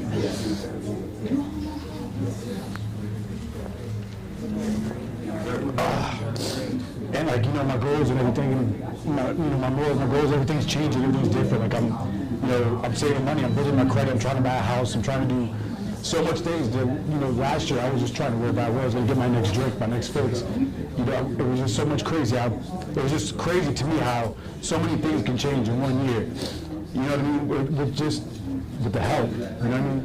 And that's the message I really want to give to a lot of guys. A lot of guys are afraid to ask for help. I was one of those guys. To where it took me having to face a prison sentence to go get the help. You know what I mean? I would never ask for some. I would have never came to this program if I wasn't court ordered to. And a lot of people want to like talk down or look down on that, like, oh, he's over here because he's court ordered. But that court order saved my life. You know what I'm saying? It could save my life. This lady right here helped me save my life. She helped me find stuff about myself that I would have never found out. You know what I mean? Like that MRT class is something I've never could imagine. It's just so unreal. It's so unreal how deep it is, and how she runs it, and with an iron fist, and how she was good. She called my bullcrap off rip every time. She knew when I was trying to bullcrap, where I was trying to go, and it helped it build character, but helped me build a better me. You know what I mean? But as for the program, and we were going through the program, these people, they support me. They have my back. You know what I mean? So I'm going through these new changes, everything, and everything's going good. And then January 1st of this year, of 2026, on New Year's Day, I get arrested. I get arrested because my probation officer's an idiot. But anyways, he arrested me because he said I didn't complete the program that I was graduating from in 3 weeks. So there was a miscommunication, whatever, blah, blah, blah. But I get arrested. I go in there on New Year's Day. So I'm in there with a bunch of people that are drunk. You know what I mean? That smell like alcohol, stuff like that. And I come back and I come back to the house, and I remember we got everybody's support. I go in the doctor's office. She's like, who we gotta go? Who we gotta talk to? This is not gonna happen. Not like, oh, maybe there's something we could do. Like, she was ready to put her Nikes on to go to the court, and she was ready to be. I had their support completely. And Julie was like, look, make sure you take care of this payment. Make sure you take care of this. Blah, blah, blah. Don't worry about paying rent. I'm not gonna kick you out. You know what I mean? We're gonna make sure that you're gonna do all right. We're gonna make sure that the director was like, help me recognize that you didn't go out and drink, you didn't go out and use drugs, you came back here. You know what I'm saying? They weren't questioning me like, oh, what'd you do? Why'd you get arrested? They knew about that. I built a relationship with the police, but they knew that it was a misunderstanding and it felt good that instead of being questioned the wrong way, they just completely had my back. I didn't have to be defensive. I didn't have to do any kind of like that. I had the support 100%. You're getting close. That's one of the biggest things. I'm going to go. I think this is the reason why. First 10 seconds. Stories. is so very important. You know, getting someone to assist you like Dr. Thomas is so very important. So Julie, first and foremost, man, I just want to say congratulations. Thank you, brother. I love you, man. I'm glad that you are doing something different with your life and you're making a change. I'm glad that you're sending out that message. Dr. Thomas, thank you for everything that you're doing. And the way that you're helping people, it shows, right? It shows in their emotions, it shows in their message, it shows in their story. So I appreciate you all both for being here today. Thank you. So, you know, these shared spaces that we're in, it's truly about healing, okay? That's how it happens. And that's why today matters the most. So again, I want to thank you both for being here. It's truly, truly important. But up next, who's ready for a little bit of an acting class? We have the Holy Cross Lutheran Academy Thespians. They're here. So I want you all to stay tuned. And again, remember Julian's story. Remember all the reasons why we're here and what we're doing. So please continue to give your gifts, give your love, give your support. And we'll be right back. I was addicted to pills and heroin. You know, 2018 got real bad, and it was just kind of through the phone book sort of deal. I came in, the program was 9 months at that time. I left after 6. I got into it with one of the directors after I made it to the freedom part. Fast forward 2020, I still didn't kick the problem. Back 2020, I did the 9-month program and graduated. So by then I had already known. I put down pills and heroin 6 years ago, haven't touched it, but I thought I could have some drinks on a cruise. So that let me an addict, you know, full and through. So alcohol became my problem. And before it got super bad, I had, like I said, built a relationship with Ed, Miss Julie, Fritz. So and by the grace of God, I was allowed to come back. So that's where I'm at right now. What Recovery House has done for me is it's not so easy. You know, it makes you really think and really want, you know. And then what's great about it is, like you said, it's a family atmosphere. Like you said, I've known Ed, I've known Julie, Fritz for going on 8 years now. So it is family. And the flip side of that for me is when I knew I was coming back this time, like I said, after I graduated, I had 4.5 years of sobriety because I had that relationship. It wasn't like I just went and talked to a director that was clinical. I had the shame and guilt to be like, hey, guys, you know, it's my family, I'm letting down again. But then that was just in my head, because as a real family, welcomed me with open arms. Yeah, that's awesome. And you hit it on the head with the brotherhood. It gives you that self-worth back. Yeah. And then you have family behind you, and I look at everybody, even my co-residents here, they'll do anything for you. And it's not because they have to be. Most people want to be here. That's, for me, that means a lot.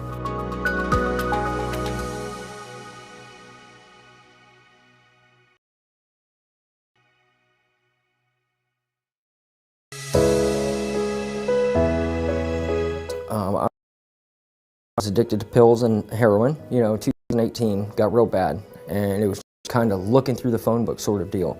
I came in, the program was 9 months at that time. I left after 6. I got into it with one of the directors after I made it to the freedom part.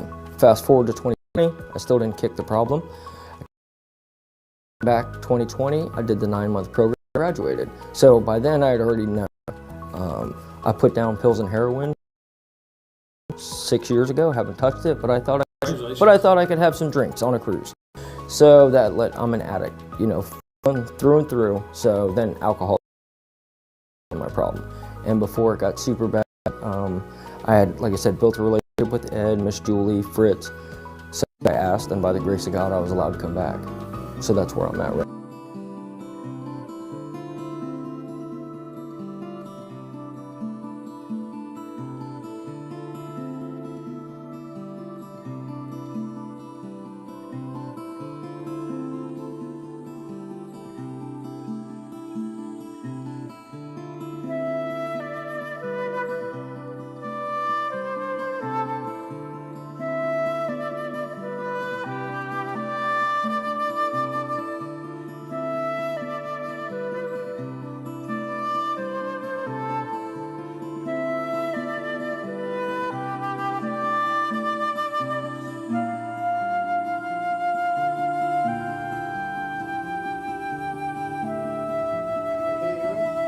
All right, welcome back. I appreciate you all for being here with me. Again, my name is Dr. King McCrae, and I am here with the Holy Cross Lutheran Academy Thespians. That's right, these true Shakespearean actors. They're going to do some great things for you all today, okay?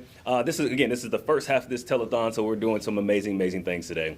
But before I get to the real actors behind me, I do want to take a moment and thank one of our incredible sponsors.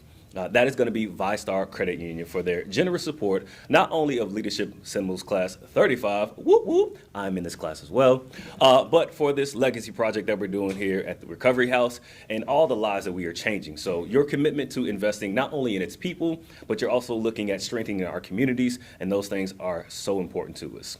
But now, let's let the drama begin, okay? So I'm gonna give you four incredible performances, and we're gonna get them all rolled into one. So I want you to welcome to the stage Isaac Ocasio with I Am Adolfo from The Drowsy Chaperone, Chloe Kohler with Part of Your World from The Little Mermaid, can't wait for that one, Sophia Davis with Cabaret from Cabaret, and Eli Dickinson with Why God Why from Miss Saigon.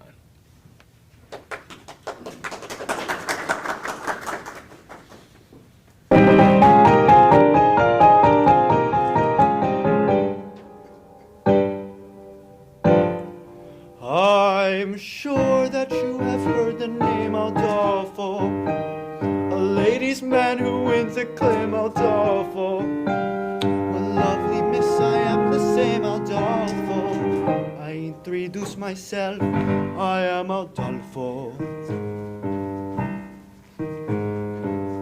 Not so fast, so just in case you didn't hear Adolfo, I'll try to make it very clear, Adolfo.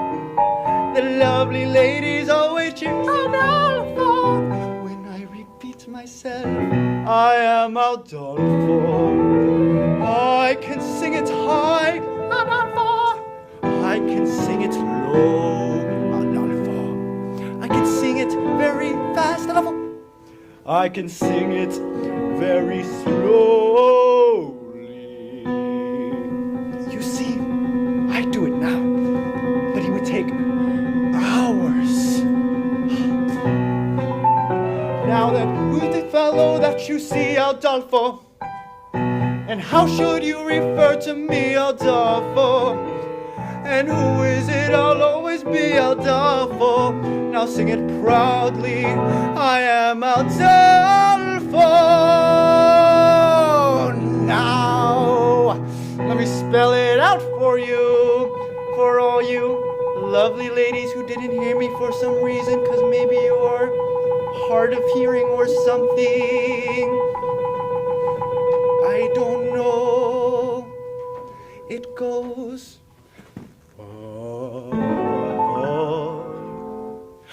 Da, ah, ah, ah.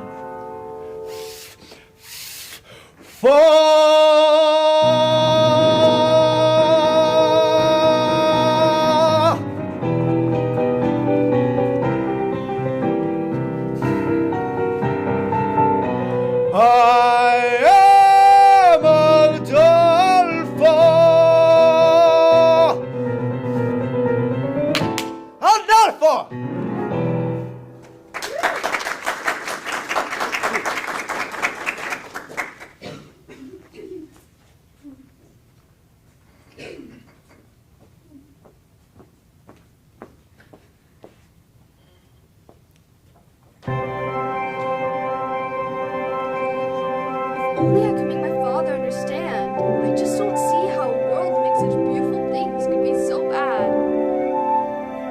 Look at this stuff. Isn't it neat?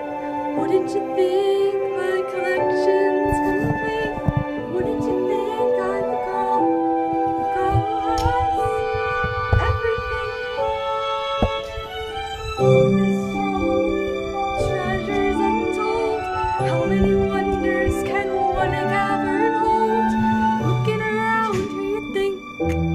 Sure, she's got everything.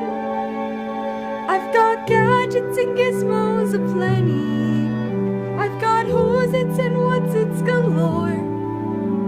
You want thingamabobs? I got 20. But who cares?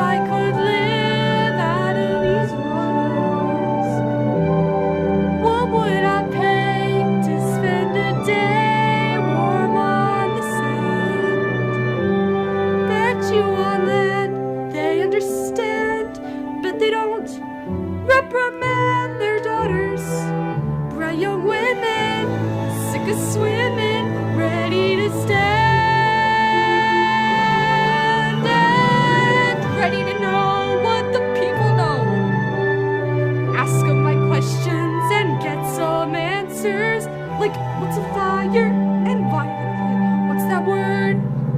Burn. When's it my turn? Wouldn't I love to explore that shore above? Out of the sea. Wish I could be part of that world.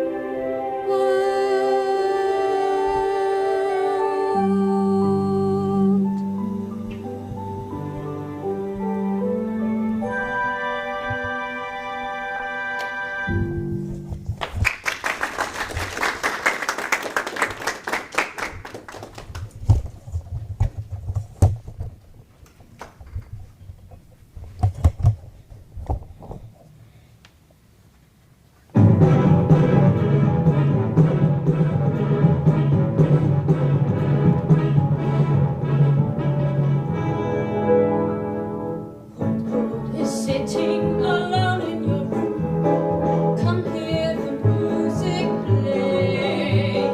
Life is a cabaret, old chum. Come to the cabaret. Put down the knitting, the book and the broom. It's time for a holiday. Life is a cabaret, old chum. Come to the cabaret. Come taste the wine. Come hear the band. Come blow a horn. Start celebrating. Right this way, our tables waiting. The pew set bidding some prophet of doom to wipe every smile away. Life is a cabaret, old chum. Come to the cabaret. I used to have a girlfriend known as Elsie, with whom I shared 4 sordid rooms in Chelsea. She wasn't what you'd call a blushing flower. As a matter of fact, she rented by the hour. The day she died, the neighbors came to snicker. Well, that's what comes of too much pills and liquor. But when I saw her later, like a queen, she was the happiest corpse I'd ever seen. I think of Elsie to this very day. I remember how she turned to me and say, "What is sitting alone in your room? Come hear the music. Life is a cabaret, old chum. Come to the cabaret. Put down the knitting, the book and the broom. It's time for a holiday. Life is a cabaret, old chum. Come to the cabaret. And as for me, I've made my mind up back in Chelsea. When I go, I'm going like Elsie.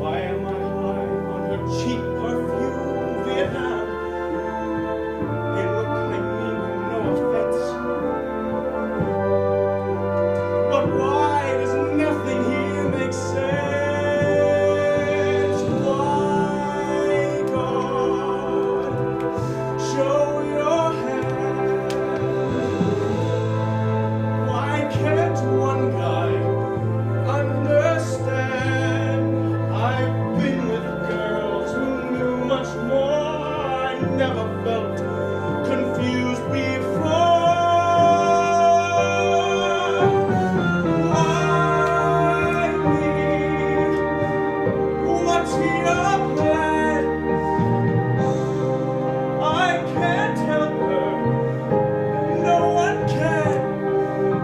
I liked my memories as they were, but now I leave remembering her.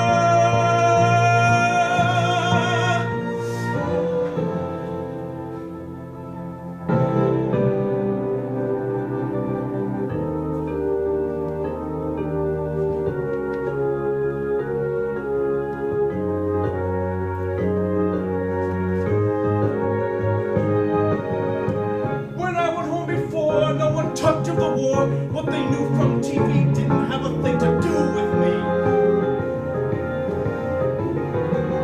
I went back and re-upped, sure, Saigon is corrupt. It felt better to be here driving for the embassy. 'Cause here if you can't pull a string, a guy like me lives like a king, just as long as you don't believe anything.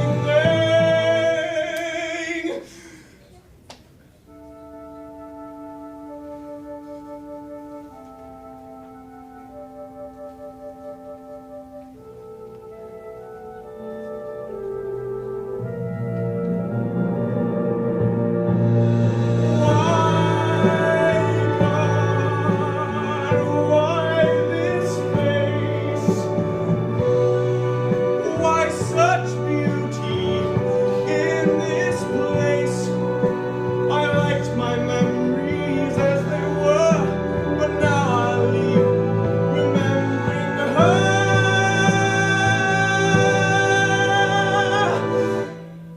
Just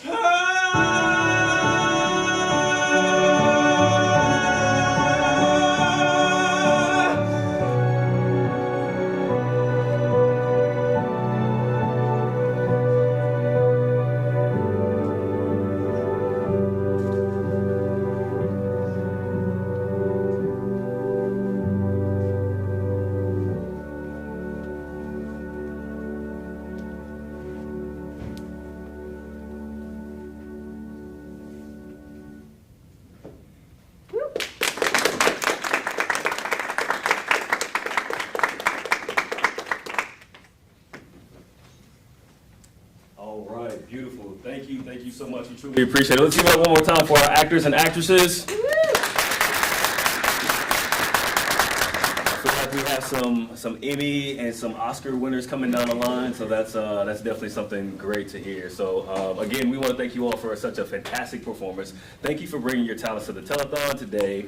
And while we get ready to reset the stage, again, don't forget to check out our silent auction. We have some great items that are going out right now. They're going to do a lot of great things. So you can find the donation page, and every bid helps support the mission of the Recovery House. So now we do have some new faces coming. We got some new people that are going to join the stage, so don't go anywhere. More great guests, more great stories, and more ways to make a huge impact are coming your way.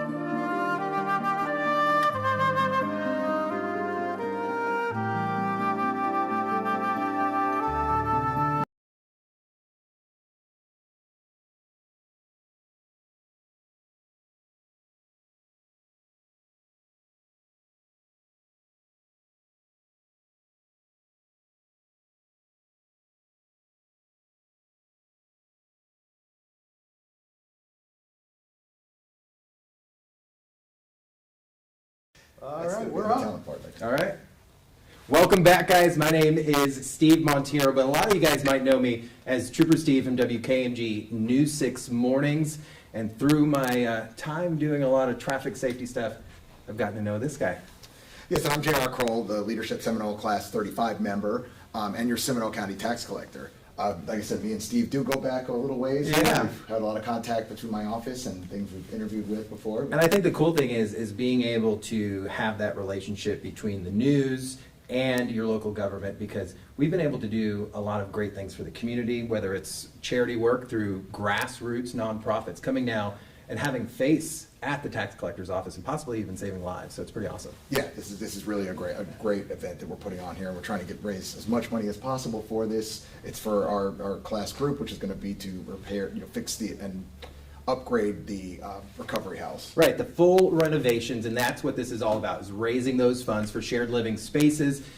When recovery and connection happen every single day, and you can donate right now. We're living in 2026. It's not about writing a check. All you gotta do is scan the barcode on your screen, and it'll take you right to where you can donate right now. Easy, Apple Pay, whatever. You don't even know you spent the money, and it's going right here to a local here in Seminole County. So it's great stuff. And thank you to anyone who's already given so far. You keep sharing this live stream so we can raise even more money throughout Central Florida. Absolutely. So we also want to extend a huge shout out to our incredible sponsors. You guys know any type of event needs sponsors, and without them, they can't happen.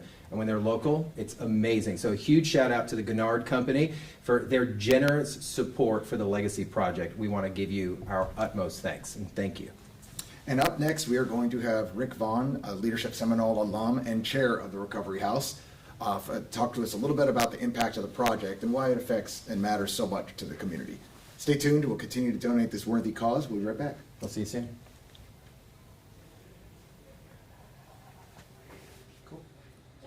Clear? Cool. Easy.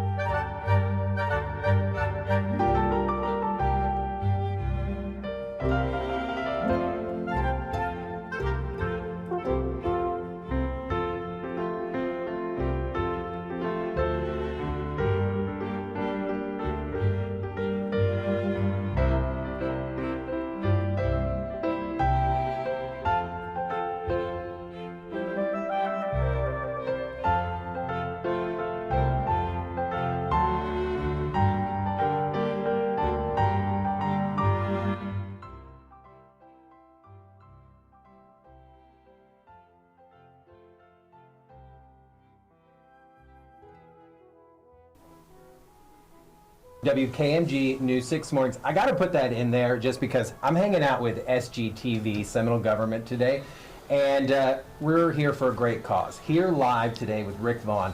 Now, Rick, you are a Seminole County Leadership alum. I am. Kind of a big deal from what I hear these days. I'm hearing in this room that everybody who's kind of somebody has gone through Seminole Leadership. Talk to me about what is Seminole County Leadership. Sure. So it's a big deal to me, of course. I went through the program in 2006, which was a while ago, and I've been involved with the organization ever since. Okay.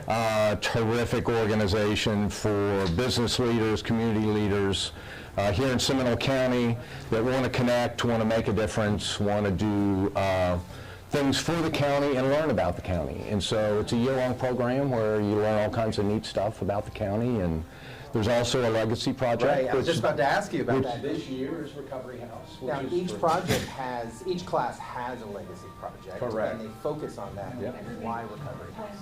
So Recovery House is chosen by the class. Okay. It's a very democratic process, and this year it was Recovery House, All right. which is near and dear to my heart. You happen to Organization. be the chair for it. I do, and I am, and have been for a few years, and been involved with the organization for quite some time, and it really helps put men's lives back together. Now, you've seen firsthand how this could really affect our community and what this project can do.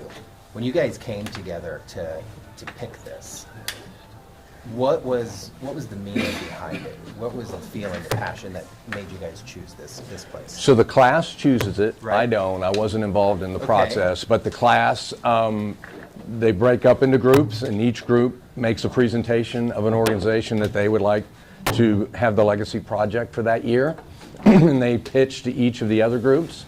And so Recovery House won for this year, and we're super thrilled about it. And I think they bring the passion of each particular organization that they represent to the table, and this year Recovery House got it. So it's pretty cool. So there's so many organizations within a county, and when I walked in here this morning, I, for one, had no idea what I was showing up for, but I'm great that we're here for such an amazing, good cause.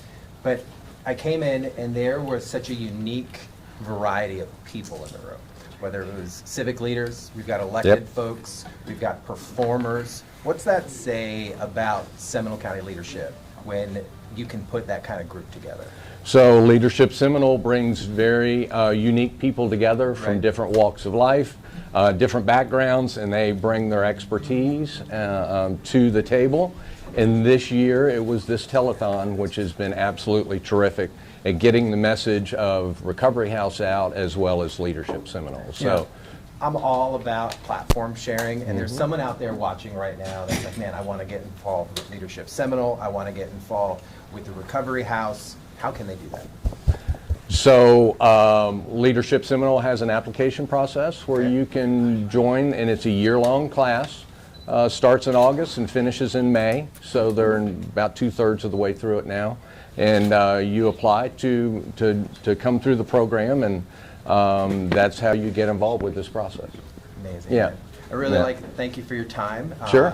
It was fun hanging out with you a little bit. Yeah, out nice there to just see you. chatting it up. It's nice meeting people in person and not on the TV screen when you're still getting up For ready sure. in the morning kind of thing. So thank you for what you're doing for this community. Thank you for getting involved. And I really think this is going to end up being a pretty successful telethon. I hope so, yeah. So we're going to jam out with some more music. I hear we're turning the music back up. I'm going to send it back out to J.R. Kroll. J.R., what do you got going on out there? Hey, thanks, Steve. Fellowship Awesome. Leadership Seminole, Appreciate it, Class man. 35 Hopefully member I Bob didn't Chabot is stumble too back. bad. And apparently this class doesn't believe in breaks. So we're just going to hand the instruments and keep the band rolling along. So let's hear it from the Zoo guys. All right, thanks, JR. Thank you. We'll start with the Bob Dylan song. 1, 2, 3. I'm sorry, hold on. Jesus. Harp. My apologies. Technical difficulty. All right, 1, 2, 3, 4.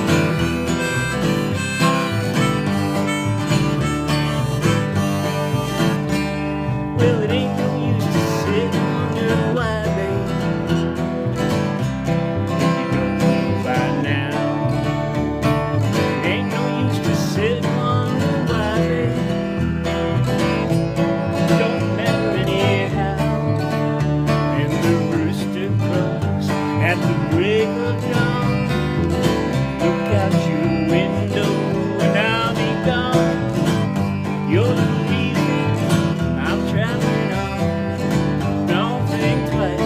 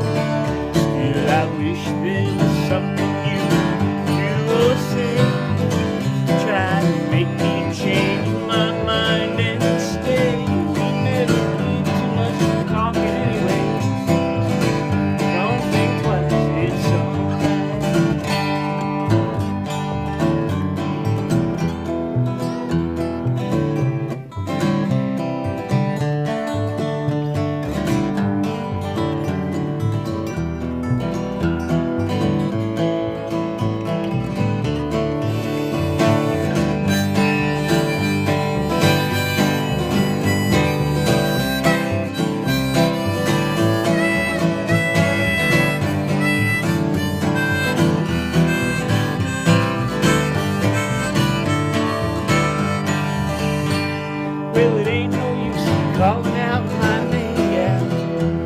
Like you never done before. Ain't no use in calling out my name, gal. I can't hear you anymore. I'm thinking and wondering all the way down the road. I once loved you, woman. Trying to tell I gave her my heart. She wanted my soul. Don't think twice, it's alright.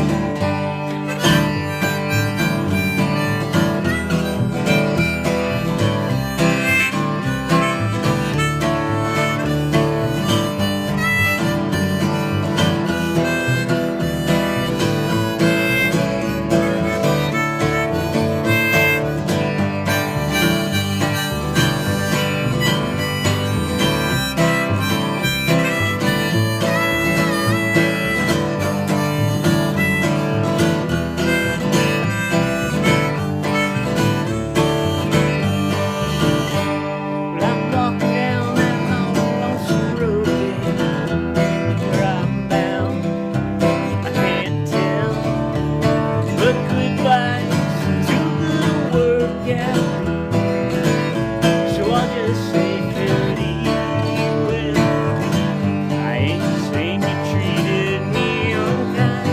You could have done better, but I don't mind. You just sort of wasted my precious time. Don't think twice, it's alright.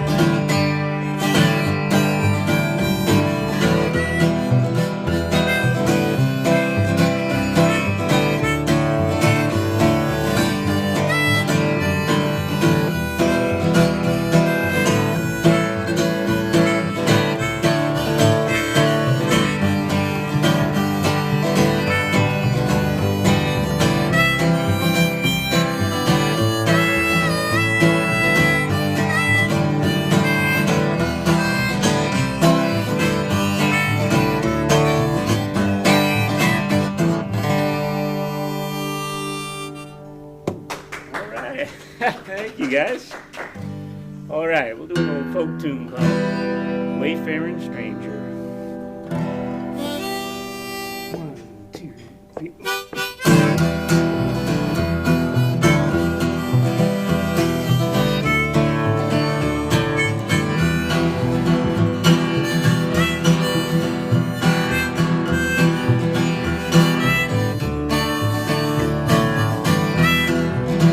I'm just a poor wayfaring stranger traveling through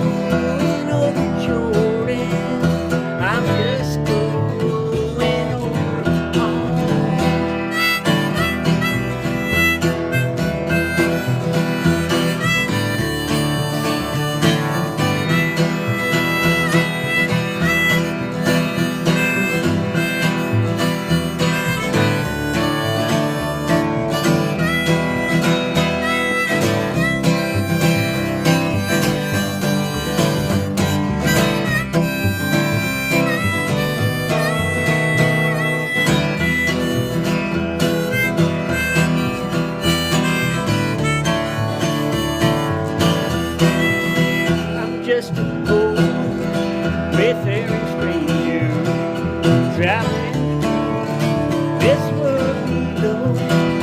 There's no sickness, no toil or danger in that bright land which I know. I'm going there to see my father and all my loved ones who've gone on. I'm just going over Jordan. I'm just going over home. I'm just going over Jordan. I'm just going over home. Thank you. All right, we'll do one more for you. I think y'all know this one, so feel free to sing along. I will put the right harmonica in.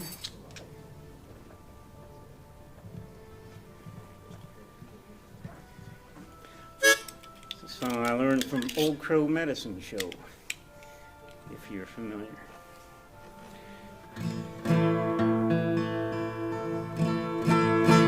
Close enough, thank you. All right, it's called Wagon Wheel. 1, 2, 3.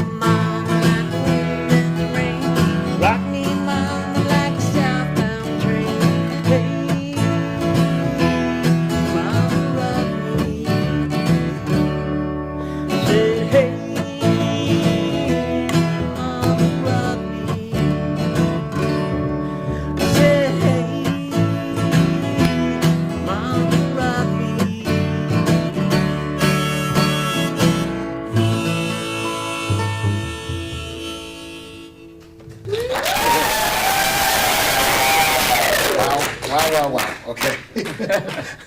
Bob, very, very impressive. Thank you. Not only are you the COO of the zoo, you can also play harmonica, guitar, and sing. Well. None of those I can do. None of the four.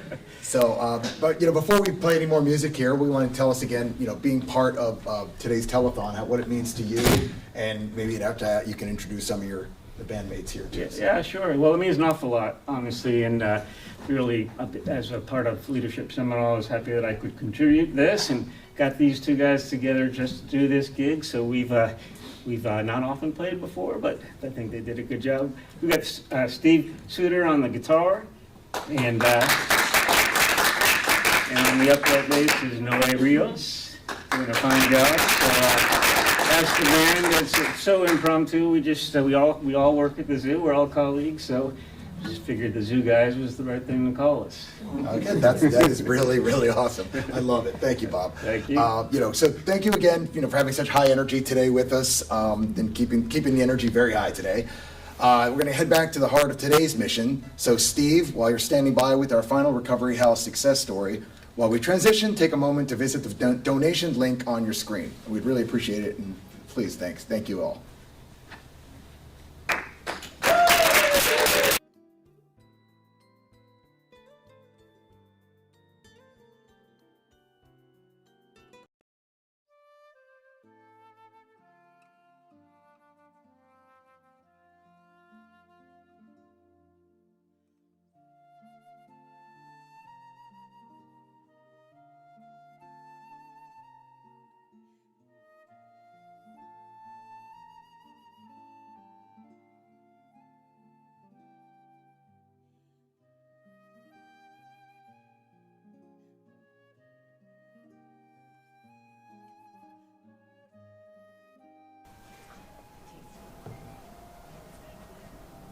Welcome back, guys. I'm Trooper Steve Montiero from News 6, here as a special guest with Seminole Stream. And throughout the morning, you've heard some pretty amazing stories of growth, resilience, just powerful moments of impact that are taking place throughout our community. And today, I'm here with Corey Fergus. Corey, I know it's a little last minute, man, but thanks for joining us today and being here. Talk to me a little bit about what it was like the moment that you realized, like, we all have that click, right? That moment that's like, okay, I need to do something. Yeah. Or I'm not going to go on the right path here. What was that click for you that you said, all right, now's the time? Oh, wow. Yeah. Yeah. Put you on the spot here, right? Loaded question. I was actually sitting in my car, which is funny because I need to go look for a new car. Okay. But I was So sitting if in you're my, out there and you got a car, please. he's ready. I'm ready. I was sitting in my car, doing what I was doing. Okay. And at that time, I knew that I needed help. And I was actually listening to the Christian song Oceans. Good one. And I was sitting there and I just started crying, and I was like, I need help. I don't know what to do. And I actually, I had a friend who went through the program, and actually his mom and my mom were friends, and he had went through the program, and his mom had recommended Recovery House to me. I didn't know what I was getting into, but I knew I had to do something about my situation and what was going on with Just myself. to pause you there, now, did you ever think prior to that moment, to that, we can call it intervention? Yeah. Divine intervention, because you were there by yourself? Right. Had you ever had a moment like that before, or was this the first time that you put the effort in to say, I need something? This was the first time for myself that said, I need to do this for me. Okay. I have to do something about this, because if I don't, it's we have a saying, it's called jails, institutions, or death. Okay. And inevitably, that's what would have happened to me. So your goal was to break the routine you were in, break a habit. Save myself, yeah. Getting into Recovery House, what did you learn? Walk me through that initial Because that's not easy for somebody to say, hey, I need the help. Just talking with you for the couple of minutes I've met. Yeah. Pretty strong personality. Yeah. Focused. Yeah. That's not easy for someone to say, all right, I'm going to be vulnerable and I'm going to let these people help me. I had to 100% humble myself. So walk me through that. It was literally kind of, I thought I was going to die. Okay. And I didn't want to die. What I had done is I called, just called the number and I was like, hey, I need help. This is what I need. This is my background. They kind of give you a little questionnaire. Okay. 5 minutes later, they called me back and were like, hey, yeah, you can come in.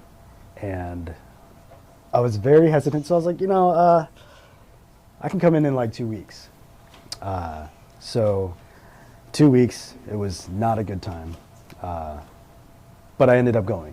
And granted, I had a great support system, my family, and they had come and dropped me off. But it was a complete loss of confidence in myself and knowing that I needed help.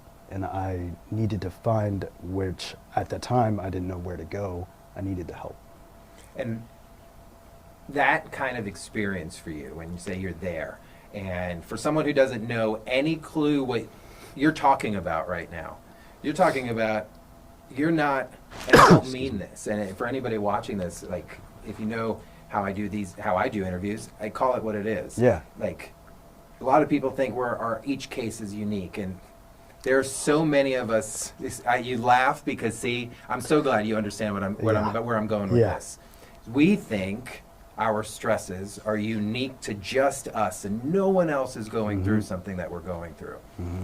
You getting there and seeing, what was that facade being just erased in front of your eyes, going, wow, I'm not alone. That had to be a moment of like, I'm good, or I can be good. It was the biggest, relief. Okay. I actually got in there and I was kind of, if you know my personality, I'm pretty strong-willed and stubborn at times. They're like, Corey's here. So I was expecting to get into confrontations.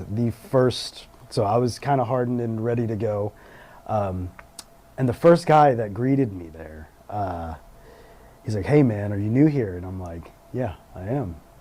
And the first thing he did was tell me, he's like, oh man, I love you. He's like, I'm so happy you're here. He's like, welcome to the family. And I was like, this is weird. Because in your head you have a stereotype of what this is supposed to look like. Because I'm not one of them, quote unquote. You don't think you are. I didn't think I was. So that made me realize that specifically with addiction, it doesn't discriminate. And that right there was the biggest relief, to know that I'm not alone. The way that I think, these people think exactly how I think, but they're doing it successfully, and they're not curing it, but they're treating it. And that right there is what really helped me and put myself in a new perspective of, okay, I can learn how to deal with how my mind works. Okay. I like that. Yeah. I like that. So where's Corey right now? Looking for a car. Okay, other than looking for a car, we're going to work on that. But where's recovery right now for you? Because your energy is amazing. Without sounding, you seem like someone I'd hang out with. Like, where your spirit's great. Where are we now post recovery house? Very tight-knit schedule. So you like a good routine? I love a good routine. All right. I love a good That's routine. part of the therapy and the recovery process. Yeah. So in the recovery house, you're pretty much on a strict routine. Like my routine was, I wake up, they wake you up if you don't, you wake up, you have breakfast, you have devotion, go to work. When you get back, you have dinner, you're going to meetings. But that structure created a structure I didn't have. And it created a basis for me, a foundation for me to build off of. So I was able to, and once you are 4 months in the program, you're able to kind of miss out on meetings a little bit more, and they give you a little bit more freedom. but I was able to use that foundation and create my own schedule. Love it. So it's weird, I kind of stick to the same schedule, Hey. but it works for me. And I stay busy. I stay busy a lot. Good. I work a lot. I'm in the gym a lot, and I cook. And Love it. Good combo. Yeah. So there's going to be somebody that might roll up on this video that might be watching it live right now and is looking at you going, man, dude, I'm you. You're me. They might be thinking, what's my first step, or will this work for me? What's your message to them? My message is to talk, because you're not alone. You're not alone. There's ways to get help. I didn't know what I was doing when I realized that I needed help, and when I picked up the phone and when I got into the house, my life completely changed. I say this all the time, and this is very short notice. Julie had called me at 8 o'clock this morning. He's like, hey, I need you. Can you come in? Without hesitation, of course, because the house saved my life. Like I said, by talking. Just by talking. Just by talking, you can come in, get the help that you need, and you'll change. Your perspective on life will change. Corey, man, thank you. I appreciate you. Absolutely. We're going to move on a little bit here, but you coming out and just talking, I think that's going to open someone's ears. It's going to open someone's heart to go, you know what? I can focus on me, Absolutely. And tomorrow can be a better day. Absolutely. So I appreciate you. So right now, we're going to get ready for our next segment, and it's a video from the Recovery House, just showing us about how every single day lives are being changed. Take a look. I have been here since 2021. I came from Tampa, Florida. At that time, I had just went through a divorce, lost everything, was drinking and doing other illicit drugs. And first time in my life, I found myself homeless, sleeping on the streets, behind abandoned buildings, behind dumpsters, wherever I could find. And I had a friend that had been here before that let me, and I remembered about Recovery House. I made the call, and I've been here ever since. To completely change my life. Recovery House has taught me, it's hard to explain how much they've taught me. I grew up in a family where there wasn't a lot of love shown. We didn't have affection and stuff like that. So the first thing they've taught me is about the family and love. And they cared for me when I've not been here. I mean, it's hard to put in words what Recovery House of Central Florida has done for me. Number one, they have saved my life with the help of God. They have saved my life. They've taught me financial skills. They taught me recovery skills. They have taught me church. Basically what they've done is put enough stuff on me early in recovery, hoping that some of it would stick. And it has stuck, and I've been able to change my life. And that's not happening with Recovery House of Central Florida. In particular, the staff members and the people here. I'm family. We're family here. And here's the thing: nobody in my life ever had my back, and I know that these guys, as long as I'm doing the right thing, have my back, and they know that they can come to me, and I've got their back. I'm not talking financial. I'm talking just in life in general. We've got each other's back around here. Support. It's just amazing. And I had been to other places before this. This wasn't the first time. I've been to some of the high-priced ones when I had insurance, and that was the other thing. They didn't ask anything of me when I came in here. Just come in, get yourself together and start what we do.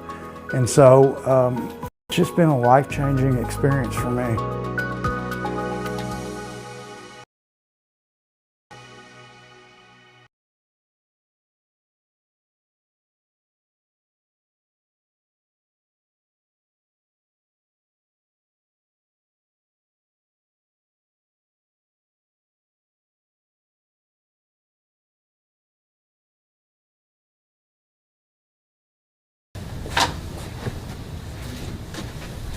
And welcome back to the Leadership Seminole 35, Class 35 Telethon.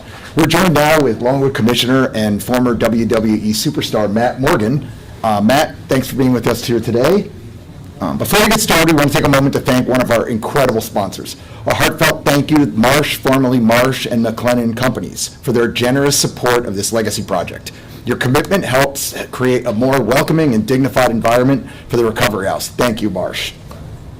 This is very common for me because I'm always looking up at people. Hanging out here right now next to Matt Morgan and JR. It is awesome to be here with you guys, as always, and I think it's about time, like always, give Mr. Morgan here just a little bit of space to do your thing. Thank you very much. Thank you guys for having me on. Yes, thank you. Yeah, Greatly appreciate it. Do your thing. Thank you. Thanks to Leadership Seminole, Class 35. If you guys don't already know, I'm a former WWE superstar, professional wrestler. And why this means so much to me, Recovery House, Central Florida, is because I myself, this April, will be celebrating my 20th year anniversary of being sober for 20 years. And I was what you'd call a functioning addict, meaning you couldn't tell anything was wrong with me. And that made my addiction 10 times harder to spot. I'm on top of the world. I'm living out my childhood dream job. Since I was 6 years old, I wanted to do this. Wrestling at Madison Square Garden, the Tokyo Dome, you name it. Against legends, Hulk Hogan, Ric Flair, Kurt Angle, John Cena, all these huge, larger-than-life superstars. So you think, why would you get addicted to drugs? Well, it wasn't planned, I can tell you that. What happened was, early on in my career, I got sent down to a place in Louisville, Kentucky called Ohio Valley Wrestling. It's like the AAA of WWE. It's where you learn how to wrestle, they create a character for you, and when you're ready, they pull you up to TV. For me, they pulled me up very prematurely. I only had like 8 months of training before they pulled me up to a show called SmackDown. And back in the day when I was on, it was on Friday nights. And so again, living out my dream, but I get hurt right as they're about to pull me up to SmackDown. So in my head, I'm like, if I tell them I'm hurt, I'm gonna lose this spot. So rationalization started right then, right? I should have told the truth and told them I was hurt. Even if I lost my spot, so be it. And what happens from there is a doctor gives me a prescription of painkillers. If you guys don't already know this, 80% of all opioid addictions start with a prescription. And I don't say that to ever lay blame on the doctor. Let's be crystal clear, it's not the doctor. It's us as addicts that will manipulate and game the system, which is what I eventually did. So 1 pill became 2, 2 became 4, 4 became 8. And before I know it, I'm fully hooked on this stuff. And instead of it making you lethargic and tired like it would normally do to somebody that takes an insane amount of oxy or hydrocodones, it would make me hyper, give me a ton of energy. And I got really addicted, really super addicted to that feeling.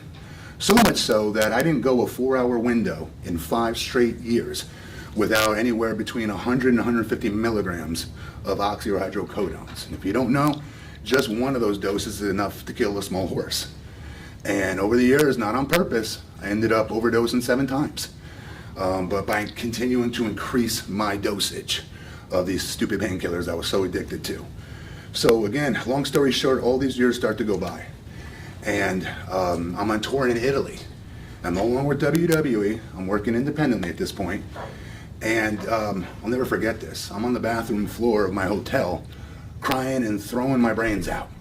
And blood's starting to come up, and as gross as that sounds, I'm thinking this is where it's gonna happen. This is where I'm gonna die.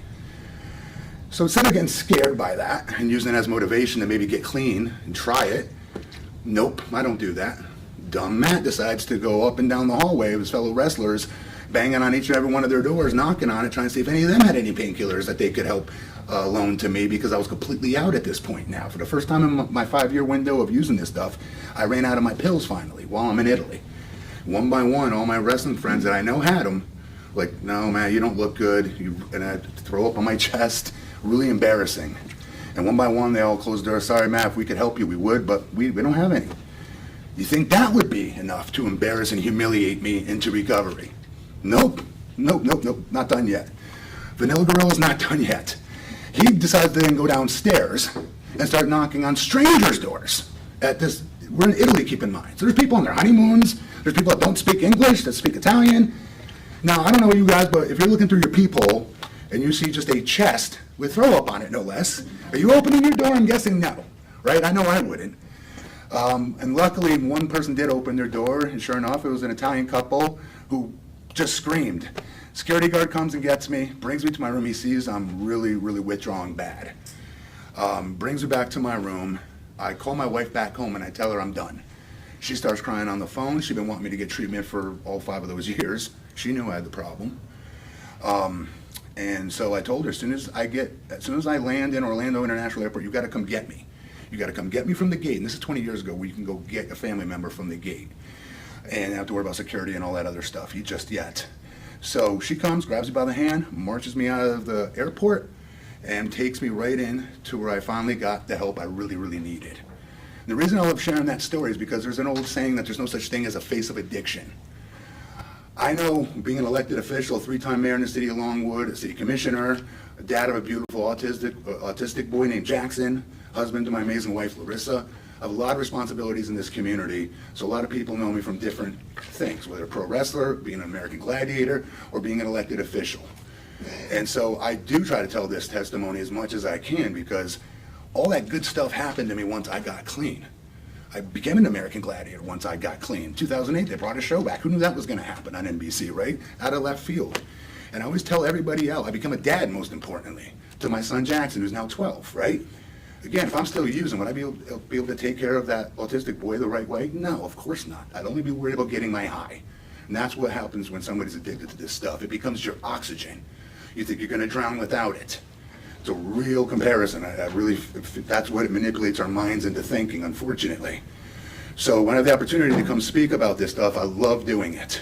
Love hosting the Opioid Overdose Awareness Day over the years in Longwood, as well as Sanford and Altamont, with Sheriff Lima, be part of the Seminole County Opioid Council, but really putting that face behind the addiction, because people just assume it's a certain person that has a certain look that uses. They just assume it's the guy that's living under an overpass on I-4 somewhere, and that's just not the case. Okay, I want to make sure I say this plain as possibly as I can, and as serious as I can. Addiction is the most equal opportunity killer walking God's green earth. It doesn't care about your sex, your race, your religion, your socioeconomic status. It does not care. We're all susceptible to it. So anybody that's out there that's watching, you can get help. You can get treatment like I did. And that a lot of people don't know the places that they can go to get that help. What I like, part of my other job I do, is I work for Orlando Recovery Center. And I partner with the Recovery House of Central Florida, getting young men like myself 20 years ago, whether they're on the street or whether they're about to lose their home, to lose their family, lose their life, most importantly, the desperate help they really, really, really need. And so I was going to give a huge shout out to Fritz Voltaire, Mr. Carr over there at the Recovery House of Central Florida, but also Leadership Seminole Class 35 for being able to put on an amazing fundraiser to be able to raise money for this amazing organization. Very, very appreciative of everything that, excuse me? Like you've been yapping nonstop. You got something to say? Come I got something to say. Hang on, guys, it's okay. You can come on. Security, he's good. Security, he's You know good. my personal opinion?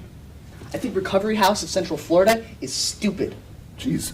I think Leadership Seminole is stupid. I think they're organizations that help no one but insignificant bums. Come on. You don't really Insignificant bums like you.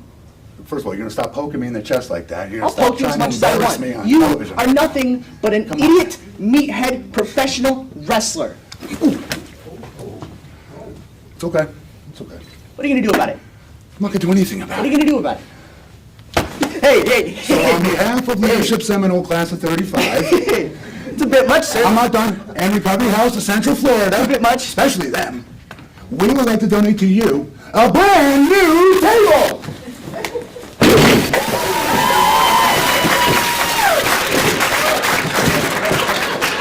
Now back to your get the camera back up.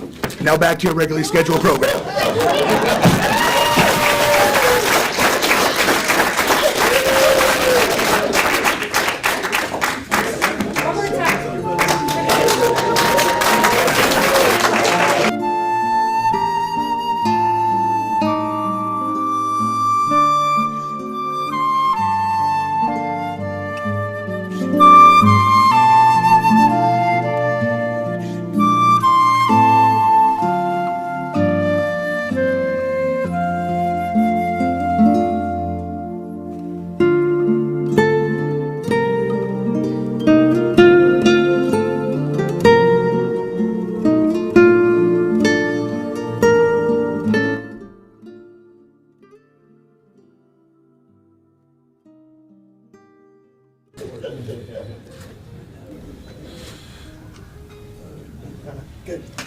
All right, we want to give a huge shout out to Commissioner Matt Morgan for being out here. Thank you for bringing an incredible message today, and of course being supportive and of course supporting others to the ground. Yes, sir. Thank you. It's an honor to be here. Thank you for everything you guys are doing. Again, Leadership Seminole, Class 35. I was Leadership Seminole, Class 29. Very proud of this organization. And thank you for reminding us that that real strength is about lifting up others, kind of like you lifted up that guy. It's very not just that way, but other ways to lift up everyone and support our community, and every now and then sacrifice a table for a good cause. Yes. Yes. So we are headed into the home stretch of today's telethon, and we've got one more uplifting performance coming our way. So keep those donations coming, and use the link on the screen, and we can keep this going along. Yeah. It's easy. No checks. Scan the QR code. Apple Pay is super easy. Just send it over this way. Appreciate you guys. So cool.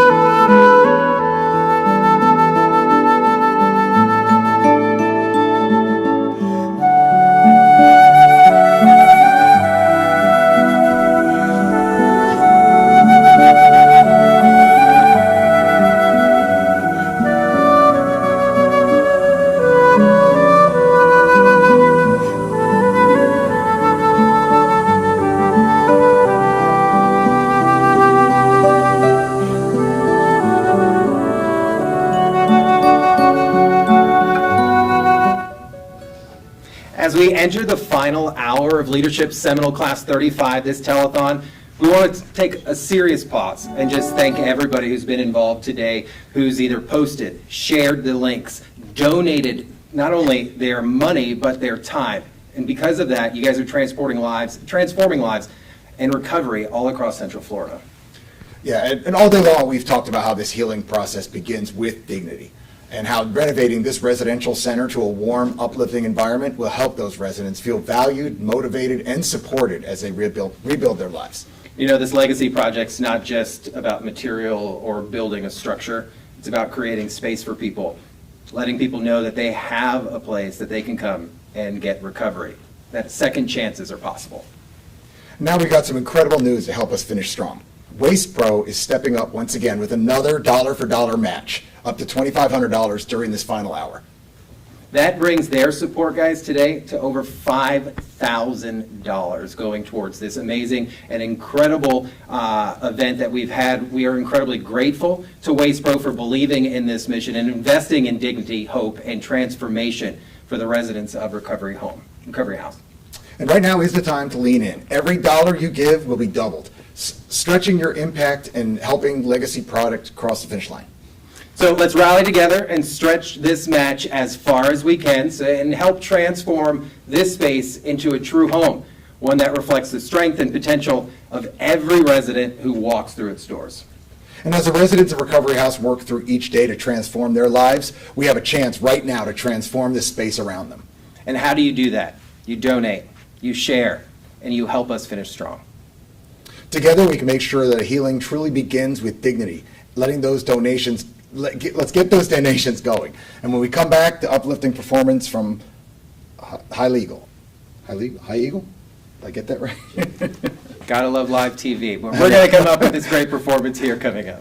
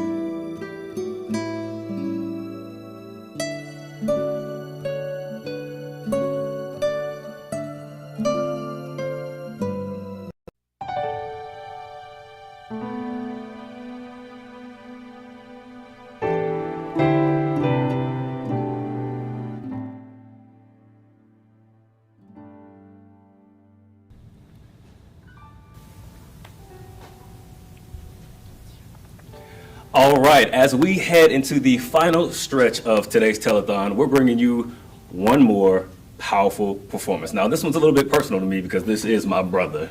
So, please help me welcome an artist known for his uplifting messages, soulful energy, crazy swag, right? And music that continues to connect people in so many different meaningful ways. Ladies and gentlemen, Jay Eagle. Thank you.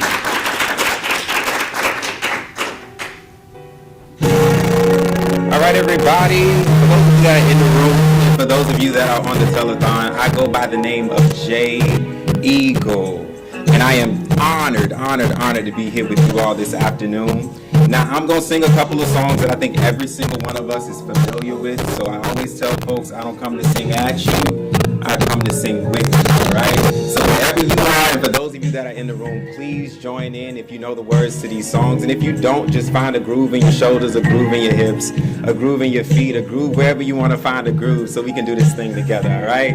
This first song that I'm getting ready to do is a song called We Are One, and it's by one of my idols, Maze, from Frankie Beverly and Maze himself. And so as he's gone on and left us with this legacy of great music, I'm going to do as best as I can to honor him with that, all right?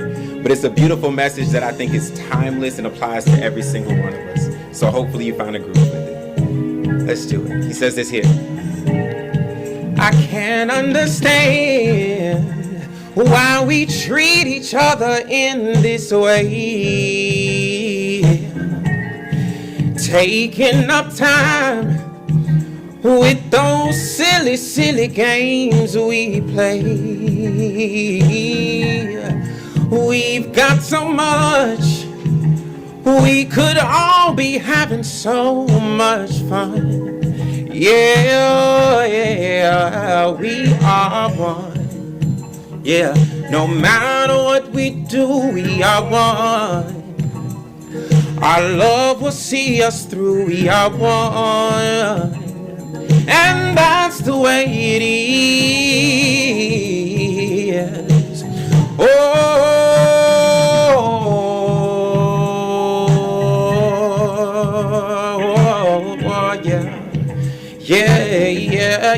Yeah. We are, we're one. We're one, we're one, yeah. Oh, sometimes I feel that we try and make each other sad. The things we do and how we try and make each other feel bad, yeah.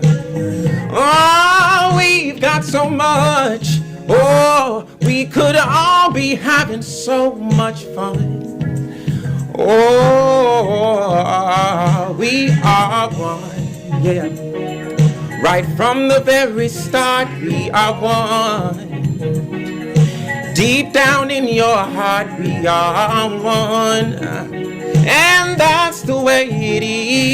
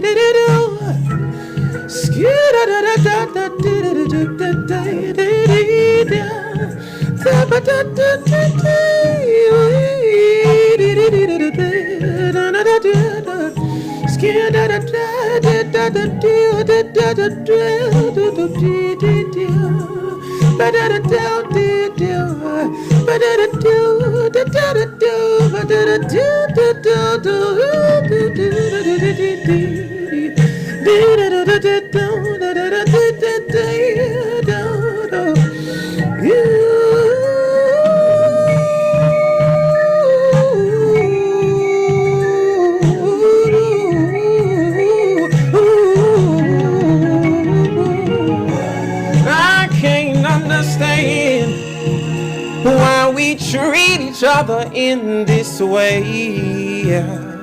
Yeah. Taking up time with those silly games we play. Yeah. We've got so much, so much. We could all be having so much fun. Oh, we are one. Yeah, no matter what we do, we are one. Yeah, our love will see us through. We are one.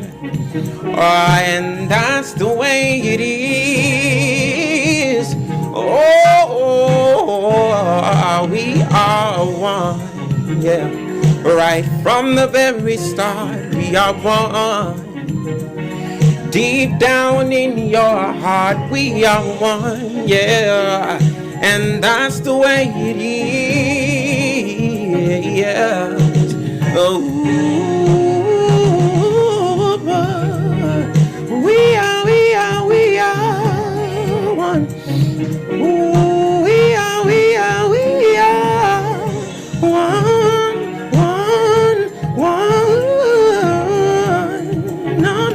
No. We are one.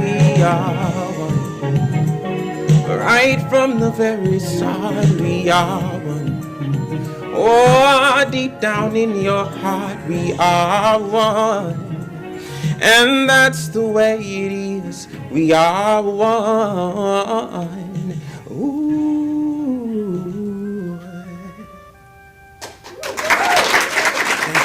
Thank you.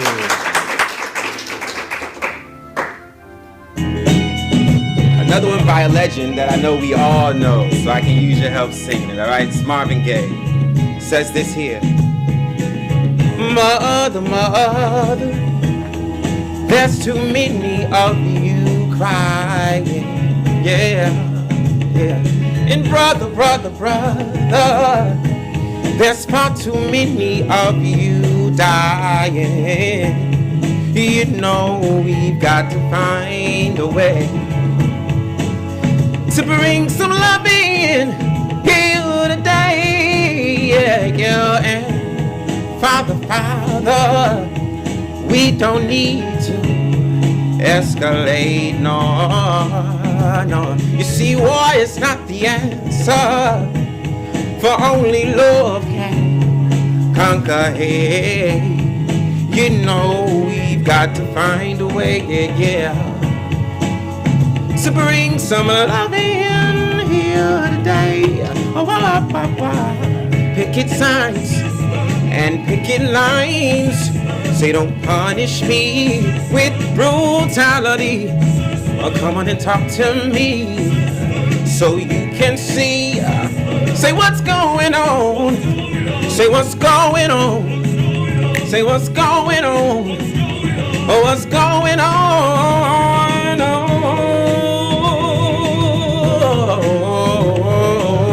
yeah.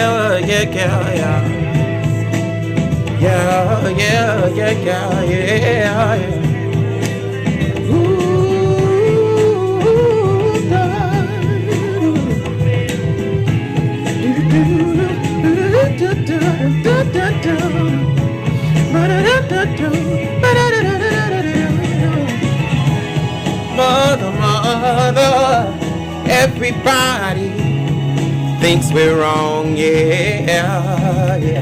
But who are they to judge us? All simply 'cause our hair is long. Yeah, you know we've got to find a way, yeah, to bring understanding here today. And picket signs, ooh, and picket lines. Say don't punish me with brutality. Come on and talk to me so you can see. Say what's going on. Say what's going on. Say what's going on. Ooh, what's going on. Oh,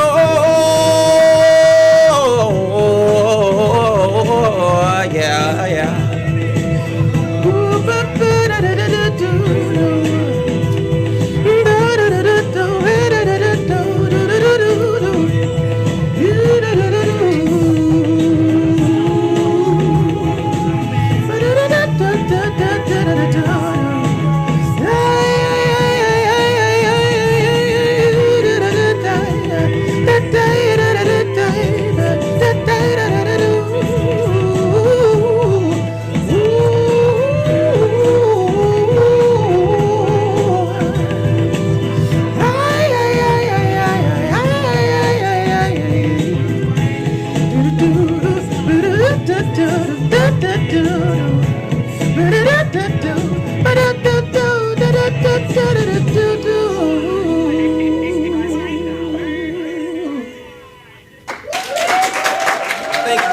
Thank you. I got one more for you and I'm out the way. Let's do it. For the month of love, we might as well do it like Uncle Al Green. That's it right there. Let's do it.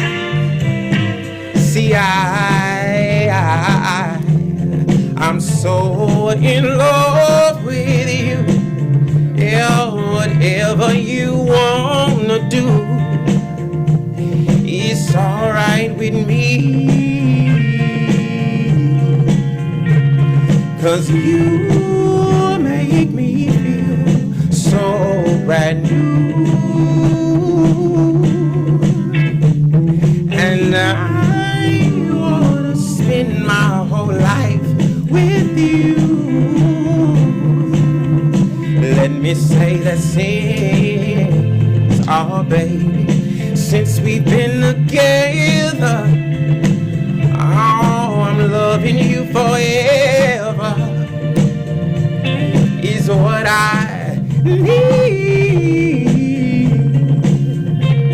So let me be the one you come running to. And I'll never be untrue. Ooh, let's stay together. I'm loving you wherever, say whether times are good or bad, happy or sad.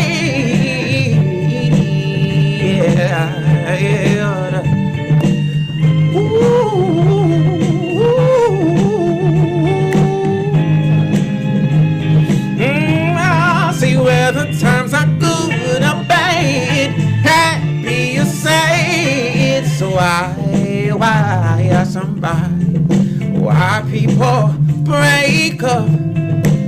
Oh, they turn around and make up.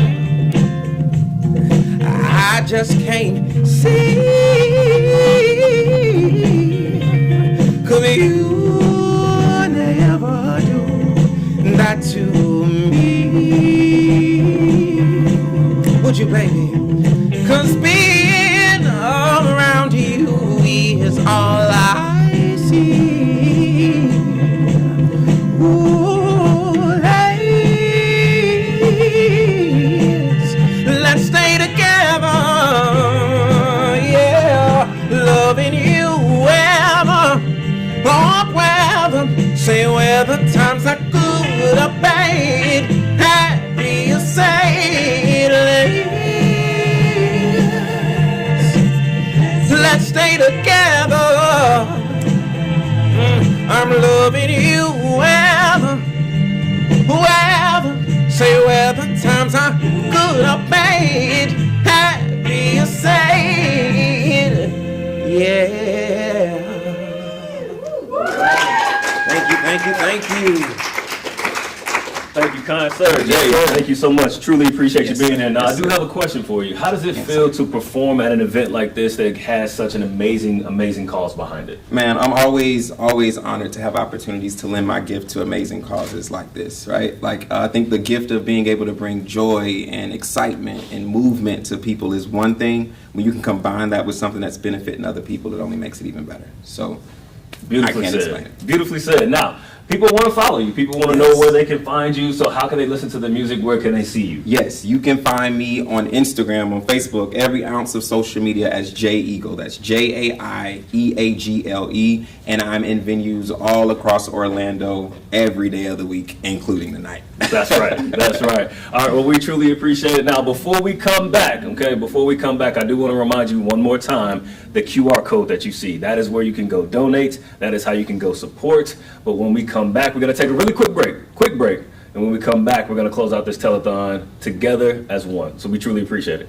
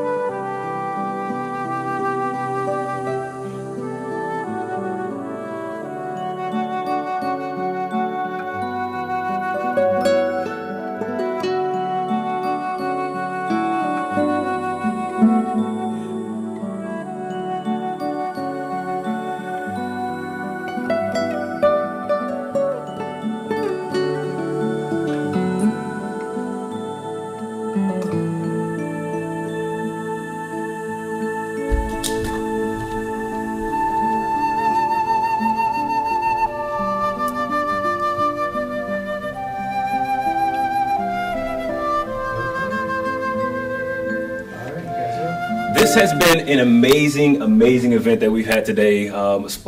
Just overall reaching the Recovery House of Central Florida and everything that we're wanting to do for them. But as you can see, today we're supporting, the Recovery House. We got some beautiful faces up here, some smiling, beautiful faces that we do want to introduce you all to, so you know more about the Recovery House, what we're trying to implement today. Because I do want to give just a really quick update. We do have $12,000 that we've hit today. So $12,000. Let's hear it. Let's hear it. Let's hear it. So a huge thank you to the Seminole County Office of Communications for all that you all have done for us today and the support that you continue to give. But right now, I want to make some quick introductions, if I may. Yes, please. So please let the people know who you are. My name is Fritz Voltaire, and I serve as the Director of Business Development for the Recovery House of Central Florida. Hi, I'm Alan Carlton. I'm a graduate of Recovery House and also a board member. Hi, I'm Missy Baker. I am a board member. Hi, I'm Catherine Clifford, another proud member once again of Leadership Class. Seminole Leadership Class 35. That's it. Thrilled to be here. Yes. Perfect. So the donation link remains open, okay? Just to remember, the donation link remains open. And remember, healing truly begins with dignity. But I want to give the guys an opportunity here to speak and give a lasting message on what the Recovery House is looking forward to and all that you all continue to accomplish. Yeah. So first and foremost, thank you so much for this opportunity. I can't even speak about the volume of what this does for the organization and the program in itself. The Recovery House, as shared earlier, the best kept secret in Sanford. 28 years we've been basically taking men and transforming their lives into basically productive members of society. So just having the opportunity in this platform, thanks to Leadership Seminole, thanks to Leadership Seminole Class 35, the best class, I want to say. That's right.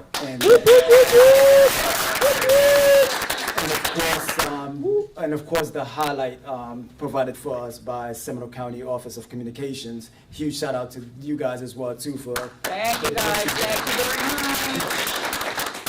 It was, I always say it was our time. I often hear, how come we've never heard about you guys? We've always been here. We've always been in Sanford, serving individuals, not just here in Central Florida, but throughout, coming right here to our county, okay, our city, and transforming their lives and going back into being productive members of this community.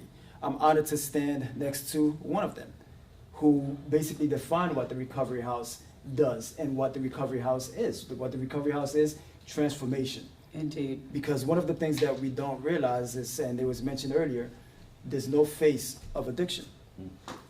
Addiction does not define a person. It's what you do after that defines you.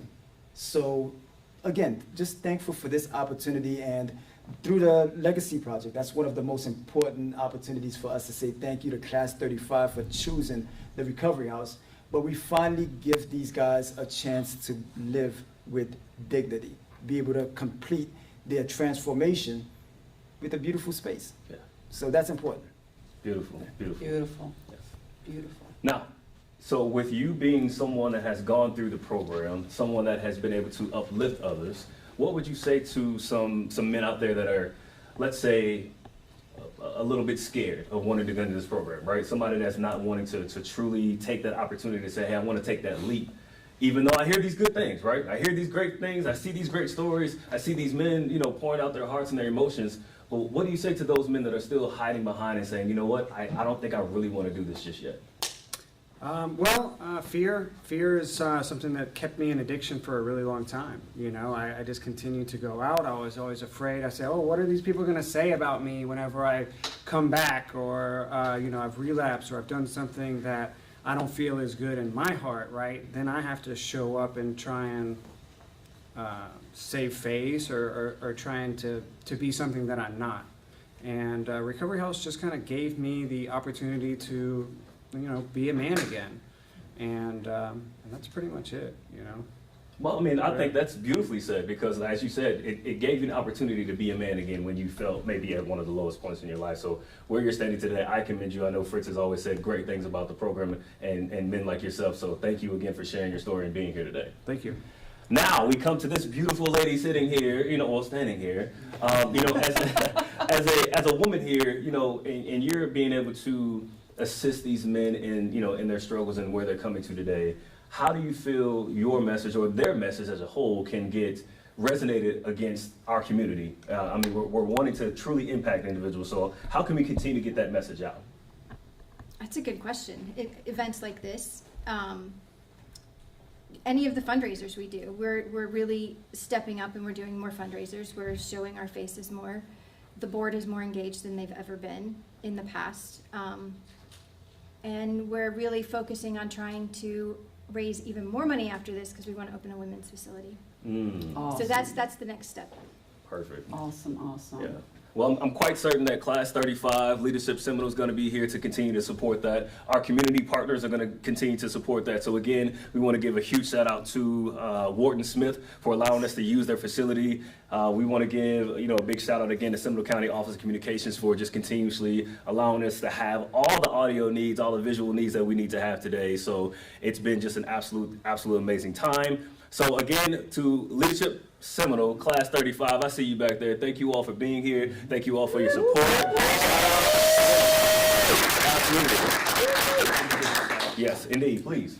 Before we go, I wanted to make sure that we give a heartfelt shout out to everyone who donated out there. We want to give a shout out to ViStar Credit Union, Gidnard Company, Wharton Smith, of course, for giving us this beautiful facility, Marsh, and Waste Pro for stepping up big time And and doubling the helping us. donations. Exactly. Yes, And, thank you. And just for everyone believing in this mission and what we're doing.